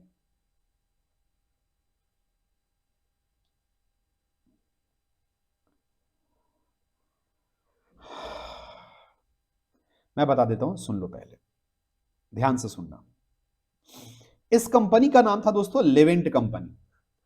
क्या नाम था? Levant, Levent, Levant company. वो लेवेंट कंपनी जो थी ब्रिटिश की ऐसी कंपनी थी जिन्होंने पहली बार उसको परमिशन मिला था, है ना, कि आप जाकर के इंडिया में आप ट्रेड कर सकते हैं। ठीक है, और ऐसा कब हुआ दोस्तों? ठीक है, तो ऐसा हुआ 1600 ईस्वी में। कब हुआ ये? 1600 ईस्वी में ऐसा हुआ। ठीक है, और इसमें बता दूं दोस्तों, क्वीन एलिजाबेथ ऑफ, जो क्वीन एलिजाबेथ, जिसका नाम क्या था दोस्तों वहां की उस टाइम कौन थी क्वीन? Queen Elizabeth, Elizabeth. इन्होंने ये परमिशन 1600 ईस्वी में दिया था, किसको? लेवेंट कंपनी को। ठीक है, और ये यही रॉयल चार्टर था दोस्तों, और इसको कितने सालों के लिए? 15 सालों के लिए, 15 ईयर्स के लिए दोस्तों इनको मिला था कि भाई आप जाकर के इंडिया में आप शासन, मतलब आप अपना कंपनी एस्टेब्लिश कर सकते हो, है ना। ये 31 दिसंबर 1600 की ये बात है दोस्तों, तो ये आप याद रख सकते हैं। तो अच्छा एक बात बताओ, ये जो मिला था दोस्तों ट्रेड करने का, जो ये अनुमति मिला था, ये बताओ क्या सी रूट के लिए मिला था या फिर लैंड रूट के लिए मिला था? है ना, ये सी रूट के लिए ये मिला था परमिशन या लैंड रूट के लिए मिला था? ये प्रश्न पूछने के पीछे कारण ये है दोस्तों, क्योंकि थोड़ा सा आप इसमें गड़बड़ाएंगे इस प्रश्न का आंसर देने में। तो याद रखिएगा दोस्तों, जो क्वीन एलिजाबेथ थी, इन्होंने ग्रांट किया था चार्टर को, है ना, इंग्लिश कंपनी को ट्रेड करने के लिए ईस्ट इंडीज में, है ना, by sea route. Sea route ध्यान दीजिएगा, दोनों में फर्क है, और दोनों फर्क क्या है ये सुनिएगा। दोनों में फर्क क्या है कि ईस्ट इंडिया कंपनी को, ईस्ट इंडिया कंपनी को, ईस्ट इंडिया कंपनी को जब एलिजाबेथ के द्वारा, क्वीन एलिजाबेथ के लिए द्वारा दोस्तों, जब परमिशन दिया गया था कि भाई आप जाकर के ट्रेड करो, तो इसको मिला था ट्रेड करने के लिए दोस्तों सी रूट के द्वारा। तुम जाओ सी रूट से क्या करो, आप क्या करो, ट्रेड करो। और वहीं पे दोस्तों जो लेवेंट कंपनी थी, Levant, ये लेवेंट जो कंपनी थी, इसको कहा गया, है ना, किसके द्वारा? इसको कहा गया दोस्तों क्वीन एलिजाबेथ के द्वारा कि तुम जाओगे लैंड रूट के द्वारा, लैंड रूट के द्वारा, है ना, कहां? इंडिया में, ईस्ट इंडीज में। ईस्ट इंडीज का मतलब ये जो इंडिया से जो इर्द गिर्द जितनी भी कंट्री हैं उसके लिए। तो ये एक बहुत अच्छा प्रश्न बनता है दोस्तों, है ना, ये आप लोग याद रखिएगा। ठीक है, ये आप लोग एकदम अच्छे से ही याद रखिएगा। ठीक है, तो ये मतलब मुझे लगता है कि ये क्वेश्चन तो कभी ना कभी एग्जामिनर पूछ ही सकता है आपसे, कि ईस्ट इंडिया कंपनी को जो रूट मिला था वो सी रूट मिला था दोस्तों। लेवेंट जो कंपनी था दोस्तों, इसको मिला था क्या दोस्तों? इसको लैंड रूट मिला था। और मजे की बात मैं बताऊं आपको, ये दोनों को मिला था परमिशन दिसंबर में ही दोस्तों, दिसंबर 1600 में ही मिला था, दिसंबर 1600 में ही। लेकिन दिसंबर 1600 में दोस्तों लेवेंट कंपनी को पहले मिला था, उसके बाद दोस्तों ईस्ट इंडिया कंपनी को मिला था। ठीक है, मुझे जहां तक की याद है कि 31 दिसंबर को मिला था दोस्तों, 31 दिसंबर को मिला था ईस्ट इंडिया कंपनी को। 31 दिसंबर को इनको मिला था कि भाई जाओ अब तुम क्या करोगे, 15 साल के लिए वहां जाओ और क्या करो, उधर जाओ, उस साइड में जाओ और जाकर के वो अपना ट्रेडिंग सेंटर एस्टेब्लिश कर सकते हो। यहाँ पे दो पॉइंट ना बहुत इंपॉर्टेंट बताए हैं, उसको जरूर अगर आपने कॉपी में कहीं पर नोट्स कर सकते हैं तो जरूर कर लीजिएगा, है ना, क्योंकि देखो ये सब ऐसे चीज हैं जो आपको कहीं नहीं मिलता है दोस्तों। तो और ये क्वेश्चन कहीं ना कहीं पूछे जाते हैं, तो मैं आपको करवा रहा हूं। ठीक है, तो इस तरह से आप चीजों को याद कर सकते हैं।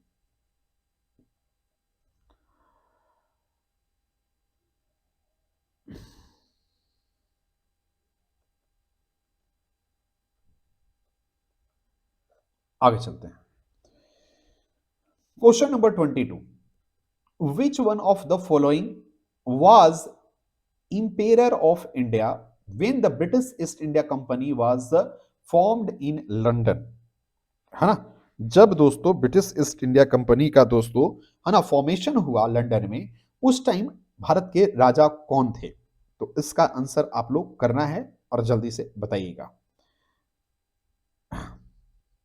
देखो ये नहीं पूछा जा रहा है, पूछा ये प्रश्न को समझिए कि प्रश्न को क्या पूछा जा रहा है। प्रश्न को ये नहीं पूछा जा रहा कि कौन पहली बार आया और कहां गया, ये नहीं पूछा रहा है। प्रश्न यहां पे ये पूछा जा रहा है कि which one of the following was the impair, कौन राजा था, कौन शासक था इंडिया का जब ब्रिटिश ईस्ट इंडिया कंपनी को फॉर्म किया गया। मतलब ब्रिटिश ईस्ट इंडिया कंपनी को दोस्तों लगभग 1600 ईस्वी में फॉर्म किया गया। तो उस टाइम राजा कौन था? तो उस टाइम राजा जो था वो अकबर साहब थे। कौन थे? अकबर साहब थे। ठीक है,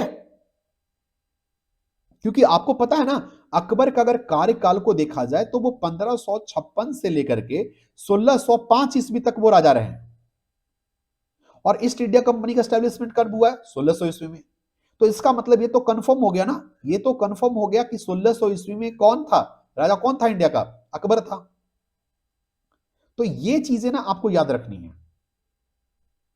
ठीक है, और ये प्रश्न अक्सर आप बच्चों को क्या करता है, कंफ्यूज करता है। अक्सर जहांगीर करके चले आते हैं और कहेंगे भाई मैं तो भाई आंसर सही करके आया हूं, बहुत अच्छा आंसर करके आया हूं।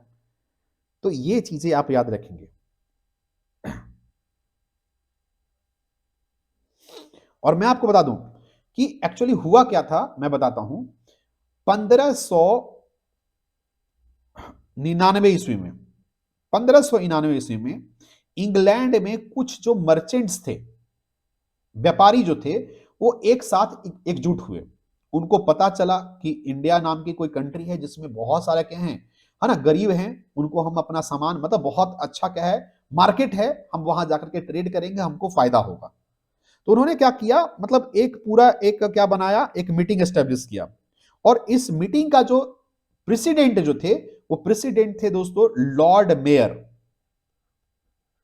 उन प्रेसिडेंट का क्या नाम था? लॉर्ड मेयर, उस प्रेसिडेंट का नाम था। तो लॉर्ड मेयर के दोस्तों प्रेसिडेंसी में, है ना, इंग्लैंड में 1599 ईस्वी में कुछ जो ट्रेडर्स थे, कुछ व्यापारी थे, एक साथ जुटे और उन्हें कहा कि भाई हम लोग को मिलना चाहिए परमिशन, ताकि हम जाकर के वहां पे क्या करें, अपना एस्टेब्लिश कर सकें, अपने व्यापार एस्टेब्लिश कर सकें। तो उसी समय दोस्तों 1600 में, ठीक है, एक साल दो साल की जहोजहद के बाद, है ना, 1600 दिसंबर 1600 में, है ना, क्वीन इलिजाबेथ ने दोस्तों दो कंपनी को क्या किया, उन्होंने अनुमति दिया। एक को कहा कि लैंड रूट से जाओ और एक को कहा सी रूट से जाओ, तुम लोग दोनों जाओ।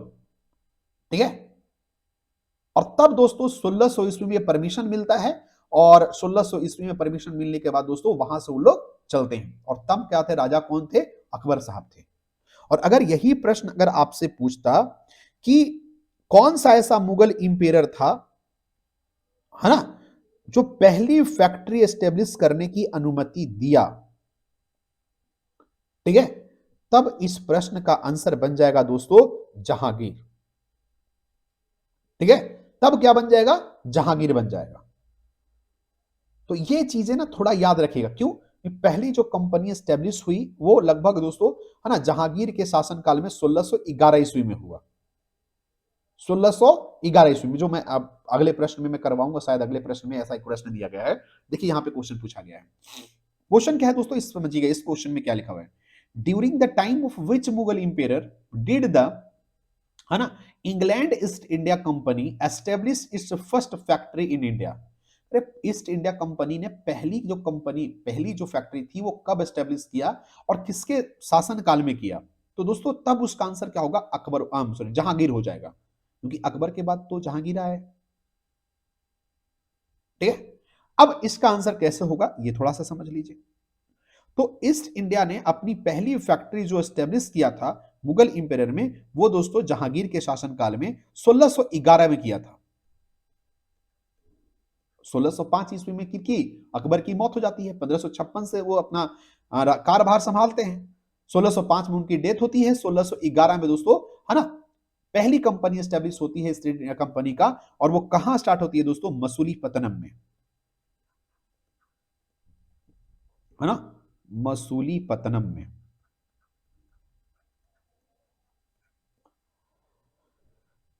ठीक है,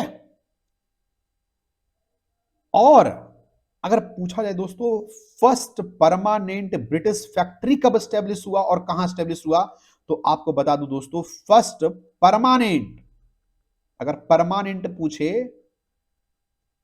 फर्स्ट परमानेंट ब्रिटिश फैक्ट्री की बात करें, अगर आपसे क्वेश्चन में एग्जामिनर पूछ ले फट ब्रिटिश फैक्ट्री की बात की जाए, तो दोस्तों इसको एस्टेब्लिश किया गया था सूरत में, और इसका जो टाइम डेट था दोस्तों 1613 ईस्वी में। ठीक है, 1613 ईस्वी में, ये याद रखिएगा। ठीक है, कभी कभी किसी में 1612 ईस्वी भी दे दिया था, लेकिन बट आप 1613 याद रखिएगा। ठीक है, अगले प्रश्न में चलते हैं दोस्तों। Where in India did the Britishers set their first factory in 1612? तो किसी किसी किताबों में दोस्तों 1612 दिया रहता है, लेकिन वो वास्तव में दोस्तों 1613 ईस्वी में है। ठीक है, तो कहां किया था बताओ? इसका आंसर आपको पता चल गया होगा। इसका आंसर क्या होगा? D, Surat is your correct answer. ठीक है, आगे चलते हैं दोस्तों।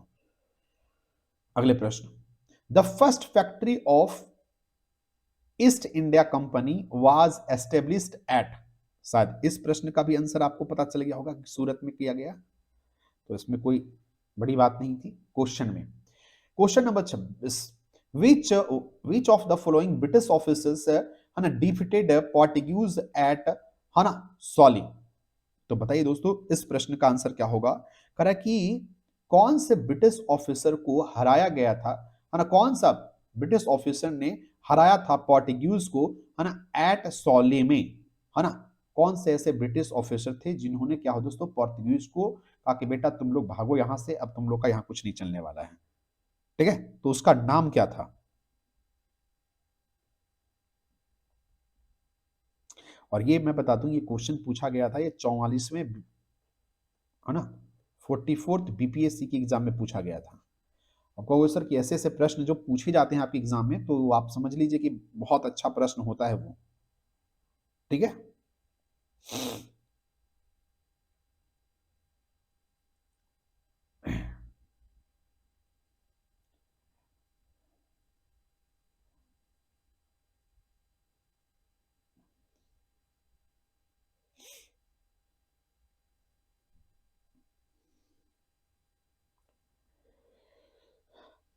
कोई दे सकता है आंसर? देना भाई, अगर कमेंट में हो सके तो जरूर जवाब देना। ठीक है ना, इस प्रश्न का आंसर क्या होगा दोस्तों? Thomas best, Thomas best. अब इसकी जो कहानी है वो कहानी समझना। मैं अक्सर बोलता हूं कि हर प्रश्न में आपको 2 से 3 सेकंड टाइम दूंगा।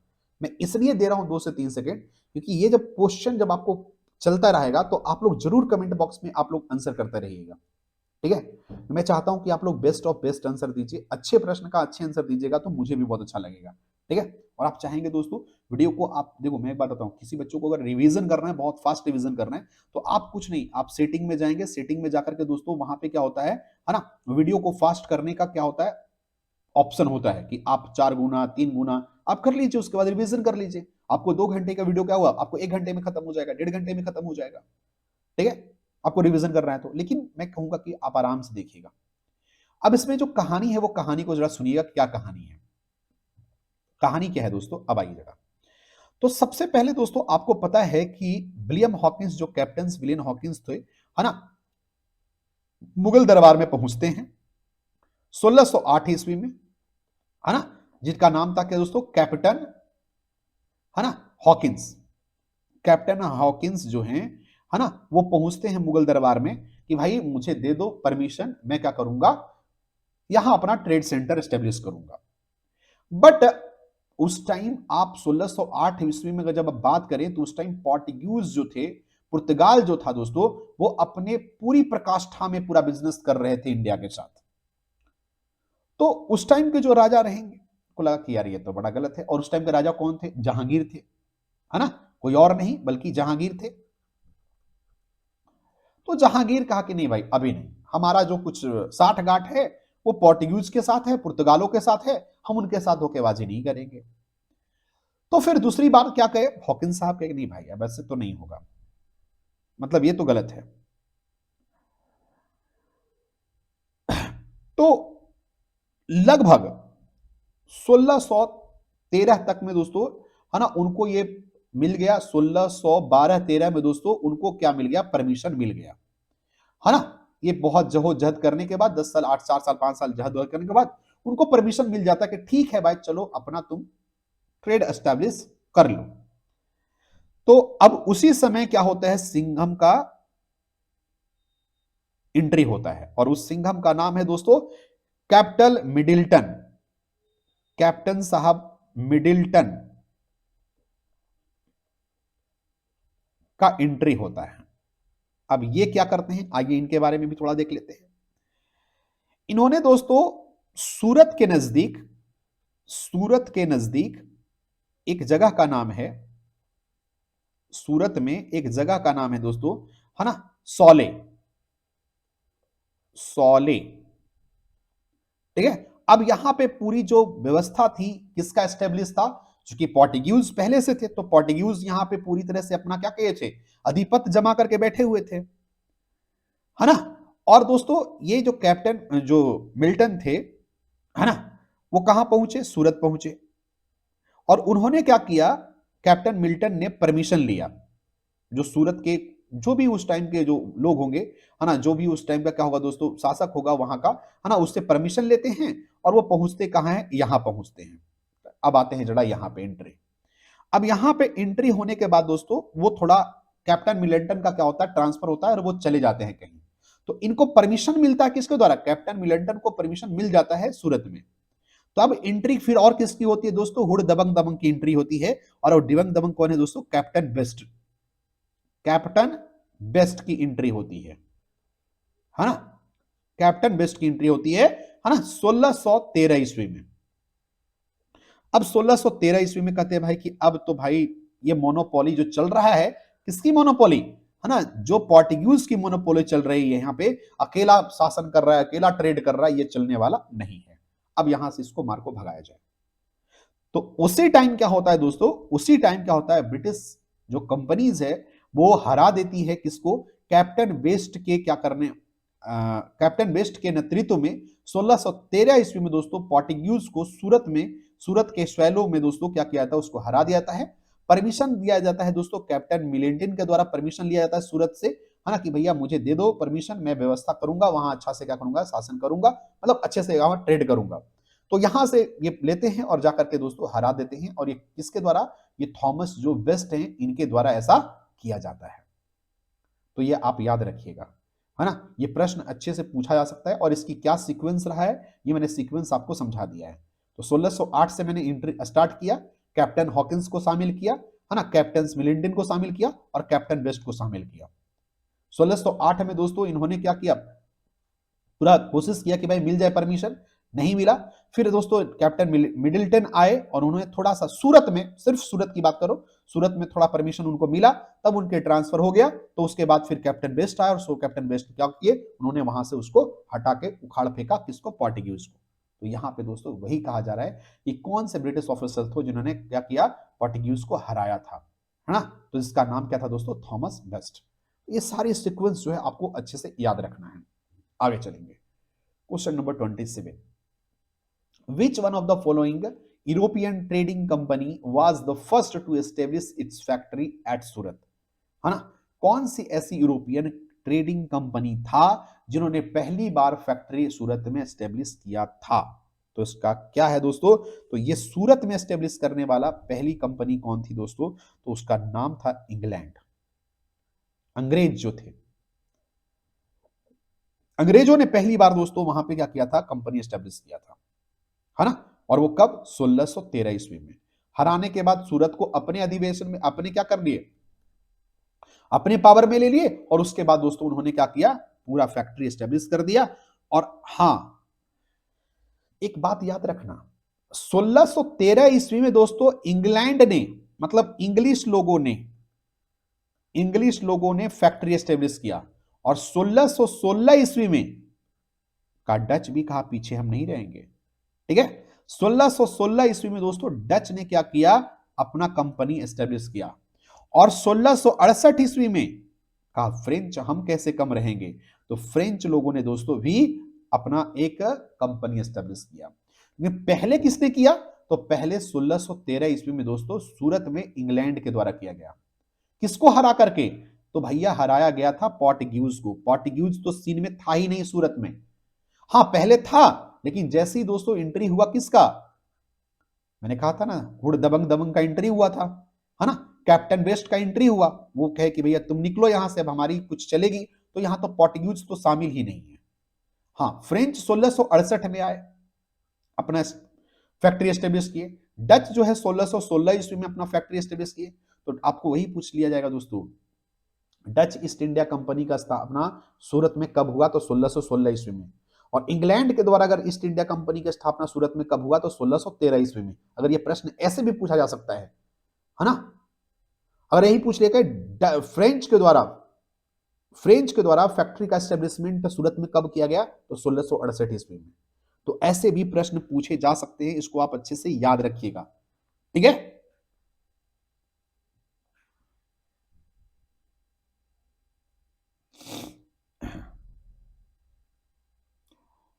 आगे चलिए दोस्तों।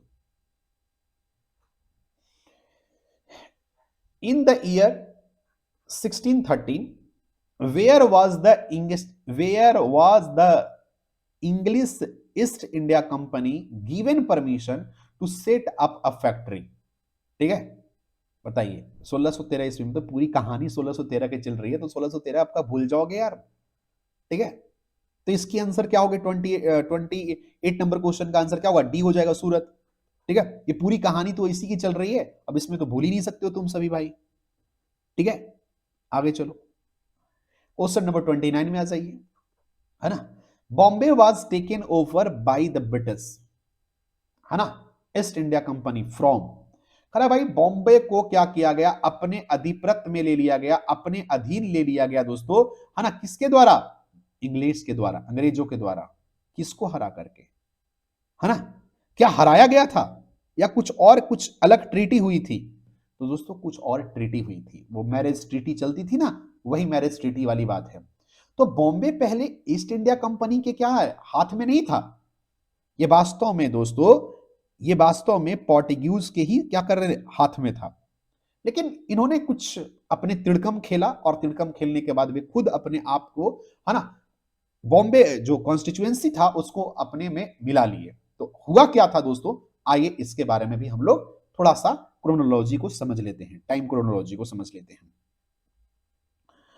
तो वास्तव में जो बॉम्बे जो था दोस्तों, बॉम्बे जो था वो ईस्ट इंडिया कंपनी को ये डॉरी के रूप में मिला था दोस्तों, डॉरी के रूप में ईस्ट इंडिया कंपनी को मिला था। अब ये डॉरी का मतलब दहेज के रूप में मिला था। अब ऐसा क्या हुआ था कि दहेज के रूप में मिला था दोस्तों? तो इसमें अब आते हैं दोस्तों, एंट्री होता है चार्ल्स द्वितीय का, है ना। चार्ल्स द्वितीय जो थे, चार्ल्स द्वितीय जो थे, ये इंग्लैंड के राजा थे। ये इंग्लैंड के क्या हुए, राजा हुए, ठीक है। इन्होंने ब्रेगेंजा ब्रेगेन ब्रेगेंजा की राजकुमारी, जिसका नाम था कैथरीन, उन इन दोनों क्या किए, विवाह किए, है ना। ये दोनों क्या किए, विवाह किए। और ये ब्रेगेंजा कोई और नहीं दोस्तों, ये पुर्तगाल की राजकुमारी थी, है ना। पुर्तगाल की दोस्तों ये राजकुमारी थी। अब दोनों ने शादी किया, तो कहा कि भाई चार्ल्स द्वितीय को कुछ दहेज तो दिया जाना चाहिए ना, कुछ गिफ्ट तो देना चाहिए ना। तो गिफ्ट के रूप में क्या हुआ, गिफ्ट के रूप में ये जो ब्रिटिश जो पोर्तुगीज थे, जो पुर्तगाली जो थे, इन्होंने गिफ्ट के रूप में दोस्तों इन्होंने बॉम्बे प्रेसिडेंसी को चार्ल्स द्वितीय के को दे दिया गया। और चार्ल्स द्वितीय कहां के राजा थे, इंग्लैंड के राजा थे। कहां के राजा थे, इंग्लैंड के राजा थे। तो अब ये अच्छा खासा मौका मिल गया। अब ये अच्छा खासा मौका मिल गया दोस्तों, तो इसके बाद क्या हुआ कि चार्ल्स द्वितीय ने क्या किया, चार्ल्स द्वितीय ने क्या किया कि ईस्ट इंडिया कंपनी को कहा कि भाई मैं क्या करूंगा ये सब चीजों को यार, है ना। ईस्ट इंडिया कंपनी को इन्होंने क्या किया, 1668 ईस्वी में, 1668 ईस्वी में चार्ल्स द्वितीय ने बॉम्बे को दे दिया। चार्ल्स द्वितीय ने बॉम्बे को ईस्ट इंडिया कंपनी को 1668 ईस्वी में दे दिया। अब उसके बदले दोस्तों क्या मिलता था, उसके बदले क्या करते थे, ईस्ट इंडिया कंपनी जो था वो 10 पाउंड का एनुअल रेंट देते थे। 10 पाउंड का एनुअल रेंट किसे देते थे, एनुअल रेंट प्रोवाइड करते थे, किसको, चार्ल्स द्वितीय को क्या करते थे, रेंट प्रोवाइड करते थे। अब यही पूरी कहानी थी। अगर ये कहानी अगर पूरा समझ में आ गया तो अच्छी बात है, ठीक है। तो यही सारी कहानी थी दोस्तों इसमें। तो यहां पे अब आपको समझ में आ गया होगा कि बॉम्बे वाज टेकन ओवर, मतलब उसको क्या किया गया, अपने अपने अंदर मिला लिया गया, है ना, ईस्ट इंडिया कंपनी के, ईस्ट इंडिया कंपनी के द्वारा। किससे लेकर के, तो इसका आंसर हो जाएगा दोस्तों, है ना, आपको पोर्टुगीज से लेकर के। अब पोर्टुगीज से लेने का क्या कारण था, कैसे था, ये सारी चीजें मैंने डिस्कस कर दिया यहां पे। Is it fine to all? तो एक क्वेश्चन में बहुत सारे क्वेश्चन होते हैं, ठीक है। अब ये सारे क्वेश्चन हैं, आपको जैसे आपको आंसर का याद करना है वैसे आप इसको याद कीजिए। क्वेश्चन नंबर 30 क्या कहता है दोस्तों, आइए। Which English governor of east India company in India was expelled by Aurangzeb. भाई कहा कि बेटा तुम भाग ही जाओ यहां से, नहीं तो तुमको बहुत मार मारेंगे। तो उन्होंने एक्सपेल्ड ही कर दिया कि तुम यहां से निकल जाओ, नहीं तो भाई पीटे जाओगे, ठीक है। तो उसका नाम क्या था दोस्तों, है ना, जॉन चाइल्ड नाम था।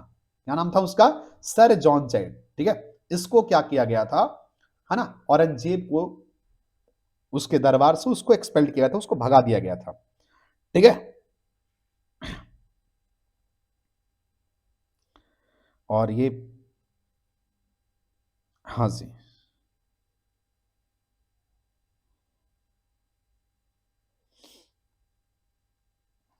Is it fine? तो इसको आप याद रखिएगा, ये अच्छे प्रश्न है। मैं टाइम देता हूं थोड़ा लिखने उखने के लिए, कि अगर आपको कुछ लिखने की जरूरत पड़े तो लिख लिया कीजिए।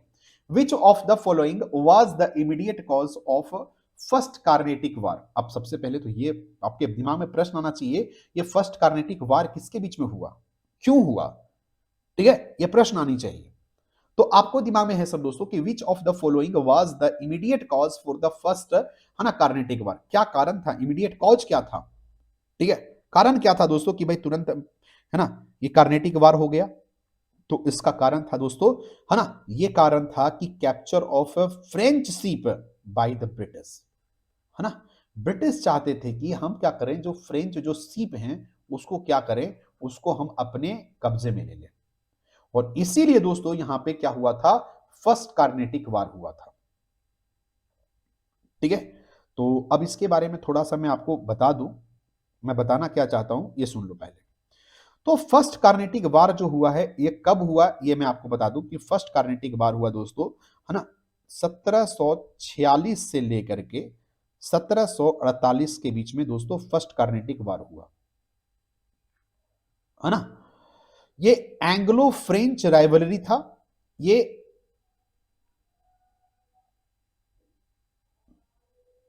आपने सुना होगा ऑस्ट्रियन, ऑस्ट्रियन, ठीक है, वार ऑफ सक्सेशन।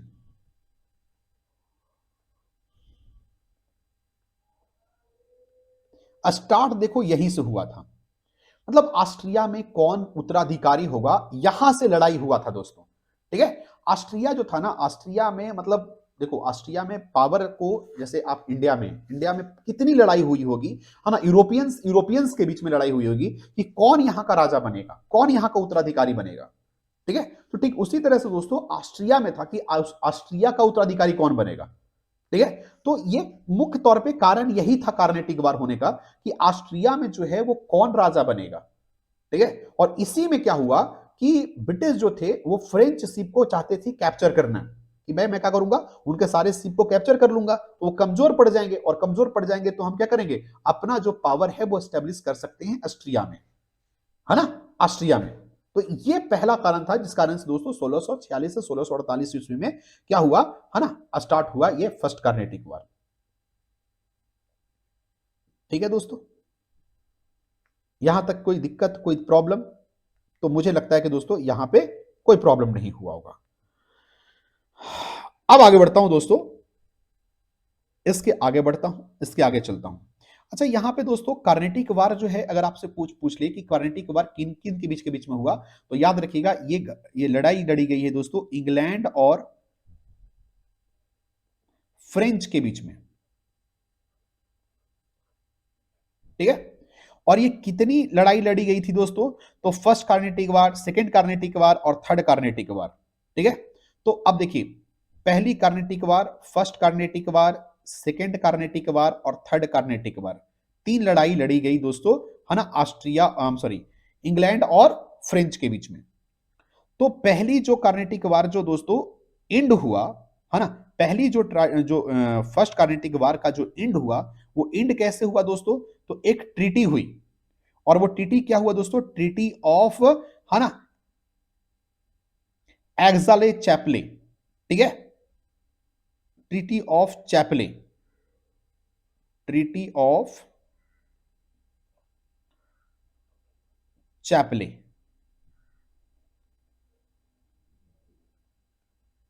से ये क्या हुआ, फर्स्ट कार्नेटिक वार इंड हुआ। सेकेंड कार्नेटिक वार जो था दोस्तों, ये इंड हुआ दोस्तों ये अनकंक्लूसिव वार था, मतलब इसमें कोई कंक्लूजन ही नहीं निकला, नो कंक्लूजन। थर्ड कार्नेटिक जो वार था, अगर हम थर्ड कार्नेटिक वार की बात करें, तो थर्ड कार्नेटिक जो वार था दोस्तों, इसको इंड किया गया दोस्तों ट्रीटी ऑफ पेरिस,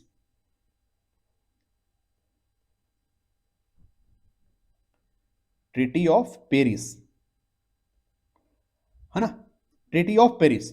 तो थर्ड कार्नेटिक वार को दोस्तों ट्रीटी ऑफ पेरिस के द्वारा इंड किया गया, है ना। और यही ट्रीटी ऑफ पेरिस है ना, जिसमें क्या किया गया था, आपको मैं बताया था दोस्तों, ट्रीटी ऑफ पेरिस में, है ना, एक, मैं आपको बताऊंगा ट्रीटी ऑफ पेरिस क्या था और क्या नहीं था, ठीक है।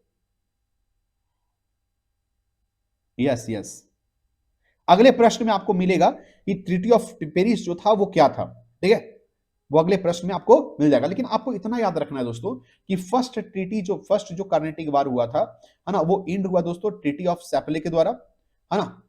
सेकेंड जिसमें कोई कंक्लूजन नहीं निकला, थर्ड जो था दोस्तों वो ट्रीटी ऑफ पेरिस के द्वारा इंड किया गया, ठीक है। और इसमें आप लोग मुझे बताएंगे कि ट्रीटी ऑफ पेरिस में, है ना, इंग्लैंड को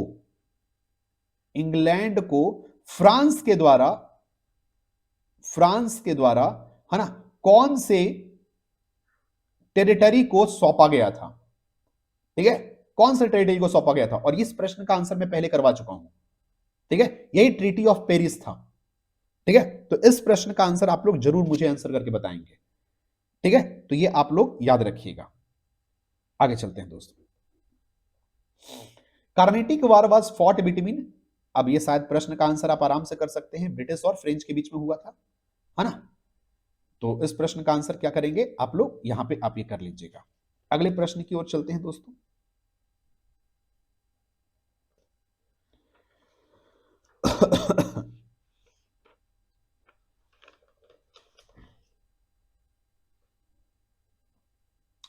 Who among the following was the first European to initiate the policy of taking part in the quarrel of Indian princes with a view to acquire territory, है ना।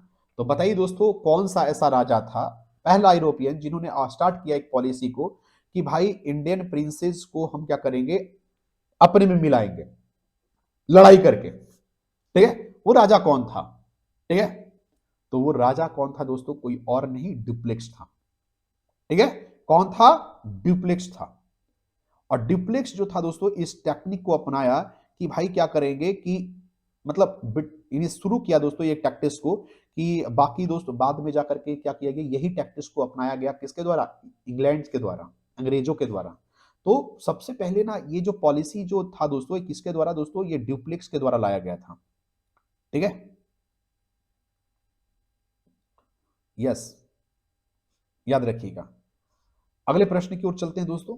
तो इसमें क्या था कि who among the following was the first European to इनोस the policy of taking part, है ना, हिस्सा लेना है in the quarrels of Indian princes with a view to acquire territory, उनके टेरिटरी को एक्वायर करने के लिए, ठीक है भाई, उनसे लड़ाई करना है, उनको सेव करना है, उनको प्रोटेक्ट करना है, प्रोटेक्ट करने के बाद लास्ट में क्या करना है, उनके पूरे टेरिटरी को हथिया लेना है। ठीक है, आपने पढ़ा होगा दोस्तों कि बाद में जाकर के ना पूरी तरह से क्या किया, यही पूरी टेक्निक को अपनाए हैं ब्रिटिशर्स।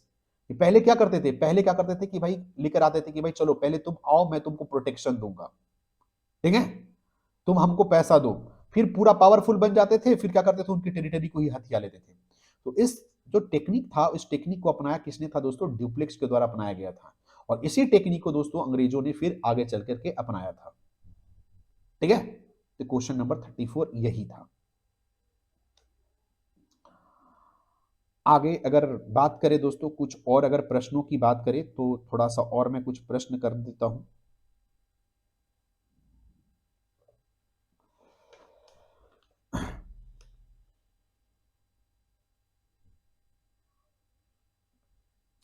एक प्रश्न मैं आपसे पूछता हूं कि फ्रेंच जो थे दोस्तों, फ्रेंच, ठीक है, फ्रेंच जो थे, मतलब अपने जो मतलब कौन से राजा तक उन्होंने क्या किया, अपने कंपनी को आगे कंटिन्यू किया, है ना, तो वो थे लुइस 14वां।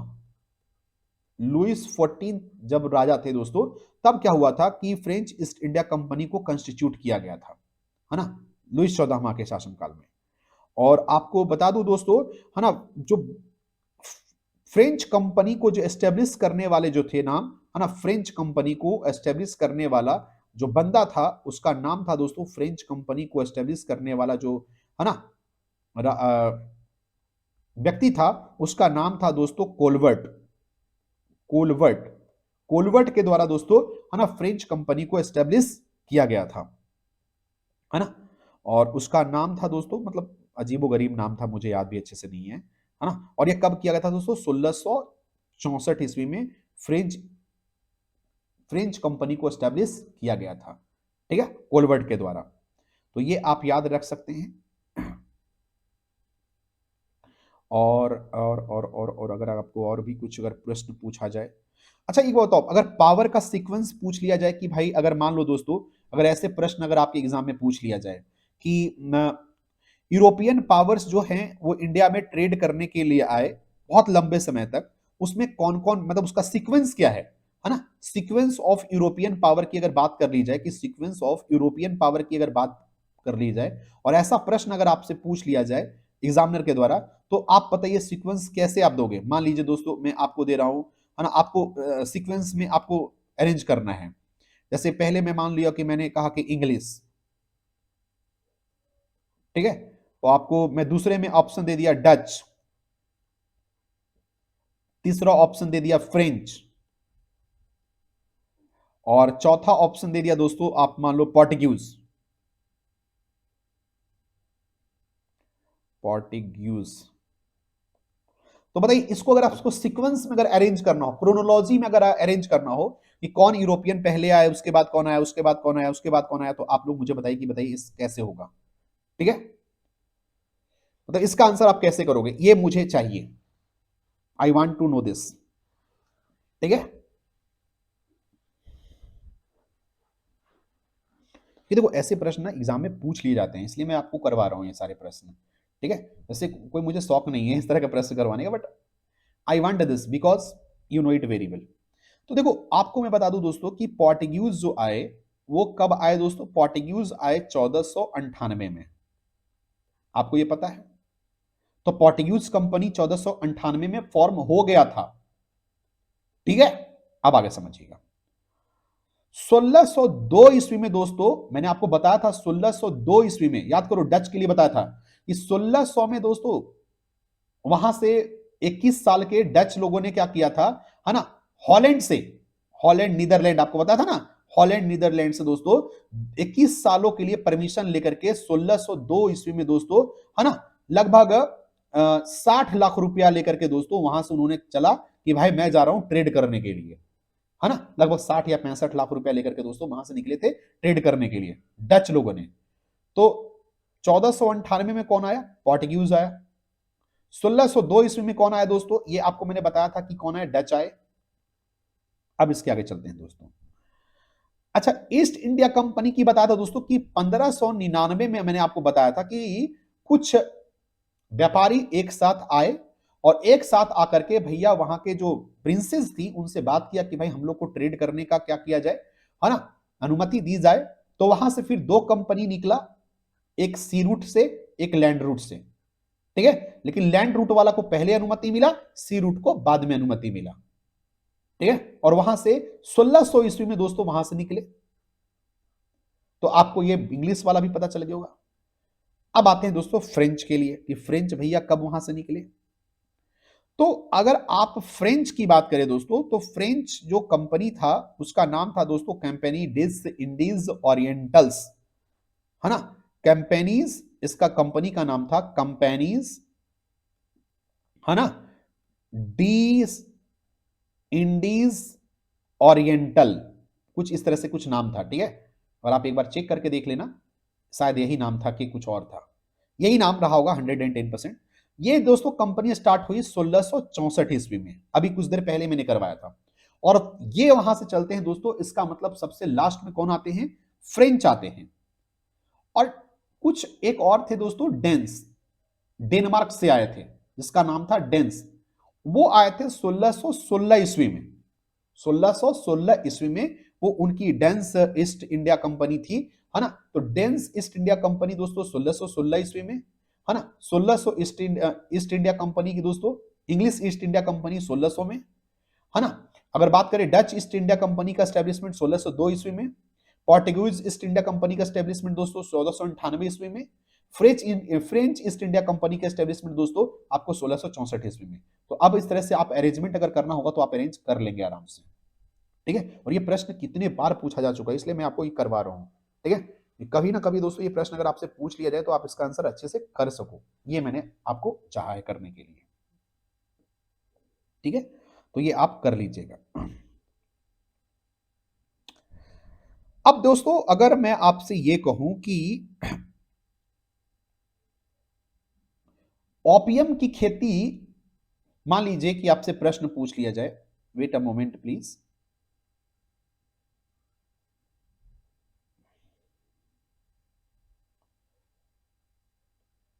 मान लीजिए आपको यहां प्रश्न पूछ लिया जाए, क्या प्रश्न पूछ लिया जाए कि ओपियम की खेती सबसे पहले किसने करवाया था, ठीक है, और कहां करवाया था ओपियम की खेती। तो ओपियम की खेती दोस्तों सबसे पहले अंग्रेजों ने करवाया था, इंग्लैंड ने करवाया था। और वो कहां ट्राई किए थे, वो बिहार में किए थे। कहां, बिहार में, जिसे जाकर के दोस्तों महात्मा गांधी अपनी पहली सत्याग्रह करते हैं। तो ये चीजें आपको बाद में पता होगा, ये चीज करना भी आपको याद रखना, है ना।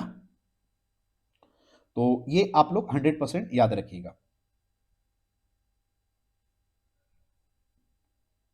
अगर मान लीजिए दोस्तों कोई ऐसा प्रश्न आपसे पूछ लिया जाए कि who among the following Europeans, Europeans में कौन से जो थे, है ना, जो was last to come to pre independence India as trader, मतलब सबसे लास्ट में कौन आया ट्रेड करने के लिए इंडिया में। तो अगर आपसे पूछ लिया जाए कि लास्ट में ट्रेड करने के लिए कौन आया, तो बताइए क्या होगा, लास्ट ट्रेडर जो था, है ना, यूरोपियंस में सबसे लास्ट यूरोपियन कौन है जो ट्रेडिंग करने के लिए इंडिया में आया। तो उसका नाम जो था दोस्तों वो क्या था, फ्रेंच ईस्ट इंडिया कंपनी, है ना। कोलवर्ट के द्वारा स्टार्ट किया गया था। और वो कब आया था दोस्तों, 1664 ईस्वी में। ठीक है, ये आप याद रखिएगा, है ना। और ये कब था दोस्तों, लुइस 14 ने इसको क्या किया था, है ना, परमिशन दिया था। लुइस 14 ने 1664 ईस्वी में परमिशन दिया था और वो वहां से निकला था। तो ये भी चीज आप याद रखिएगा। और अगर आपसे कोई पूछ ले कि 1664 ईस्वी में आया, ईस्ट इंडिया कंपनी दोस्तों, अच्छा फर्स्ट अगर फैक्ट्री की बात की जाए दोस्तों, अगर मान लो दोस्तों कि एक तरफ आपसे पूछ ले कि कंपनीज का नाम पूछ ले और उसका फर्स्ट फैक्ट्री के नाम पूछ ले, ठीक है, फर्स्ट फैक्ट्री का नाम पूछ ले, ठीक है, कंपनी का नाम और फैक्ट्री, फर्स्ट फैक्ट्री कब एस्टेब्लिश हुआ, व्हेन, इस तरह से अगर आपको एग्जामिनर प्रश्न पूछ ले तो क्या आप आंसर करेंगे। जैसे मान लो दोस्तों आपसे प्रश्न पूछ लिया जाए कि पोर्टुगीज ने पहली कंपनी कब एस्टेब्लिश किया, पोर्टुगीज, है ना, पहली कंपनी कहां एस्टेब्लिश किया और कब किया। तो दोस्तों मैं आपको बता दूं कि पहली कंपनी, पहली जो फैक्ट्री एस्टेब्लिश किए थे उन्होंने दोस्तों कोचीन में किया था। कब किया था, 1503 में, ठीक है, पोर्टुगीज। उसी तरह से अगर आपसे डच पूछ ले कि डच कब किए दोस्तों, तो डच ने DUTCH, डच कब दोस्तों, डच जो थे वो उन्होंने फर्स्ट फैक्ट्री का एस्टेब्लिशमेंट 1605 ईस्वी में किए हैं। ठीक है, 1605 ईस्वी में वो कहां किए हैं दोस्तों, तो मसूलीपत्तनम में किए हैं। याद करो, मसूली नगापत्तनम, नागापत्तनम इंड हुआ है और मसूलीपत्तनम स्टार्ट हुआ है, सब बता चुका हूं। ठीक है, लेकिन फिर भी मैं इस तरह से आपको एस्टेब्लिश करके बता दे रहा हूं ताकि आपको याद रहना चाहिए। ठीक है, और उसका इंड कहां हुआ है दोस्तों, नागापत्तनम में। कब, 1658 में। याद आ रहा होगा आप सभी को कि मैंने ऐसा कुछ करवाया है। अच्छा, इसी तरह से अगर मान लो कि प्रश्न आपसे पूछ ले कि डच हो गया, इंग्लिश जो है, इंग्लिश है ना, तो इंग्लिश का पहला जो फैक्ट्री था वो कब स्टाब्लिश हुआ, कब एस्टेब्लिश हुआ, तो 1608 में वो एस्टेब्लिश कर लिए थे, लेकिन 1613 ईस्वी में दोस्तों वो पूरी तरह से अपना मतलब पूरा परमानेंट कर लिया था। तो 1608 में उन्होंने शुरुआत तो कर लिया था, लेकिन 1613 ईस्वी में दोस्तों परमानेंट फैक्ट्री एस्टेब्लिश कर लिया था इंग्लैंड ने। कहां, सूरत में। तो ये भी आप याद रखना। और सबसे लास्ट में दोस्तों फ्रेंच, अगर आपसे पूछ ले फ्रेंच के बारे में, पूछ ले कि फ्रेंच ने कब ऐसा आया, तो फ्रेंच कब दोस्तों, फ्रेंच आ गए आपका फर्स्ट फैक्ट्री जो एस्टेब्लिश किया वो 1668 में एस्टेब्लिश किया, ये भी सूरत में ही एस्टेब्लिश किया। ठीक है, तो याद रखिएगा, पोर्टुगीज सबसे पहले कोचीन में 1503 में, है ना, डच जो थे 1605 में मसूलीपत्तनम में, है ना, देनी अच्छा इंग्लैंड जो था दोस्तों 1608 ईस्वी में शुरुआत कर दिया था, और फ्रेंच जो थे 1668 ईस्वी में। तो ये थोड़ा सा सीक्वेंस आप लोग जरूर याद रखिएगा, क्योंकि सीक्वेंस वाला प्रश्न अक्सर एग्जाम में पूछ लिया जाता है। ठीक है,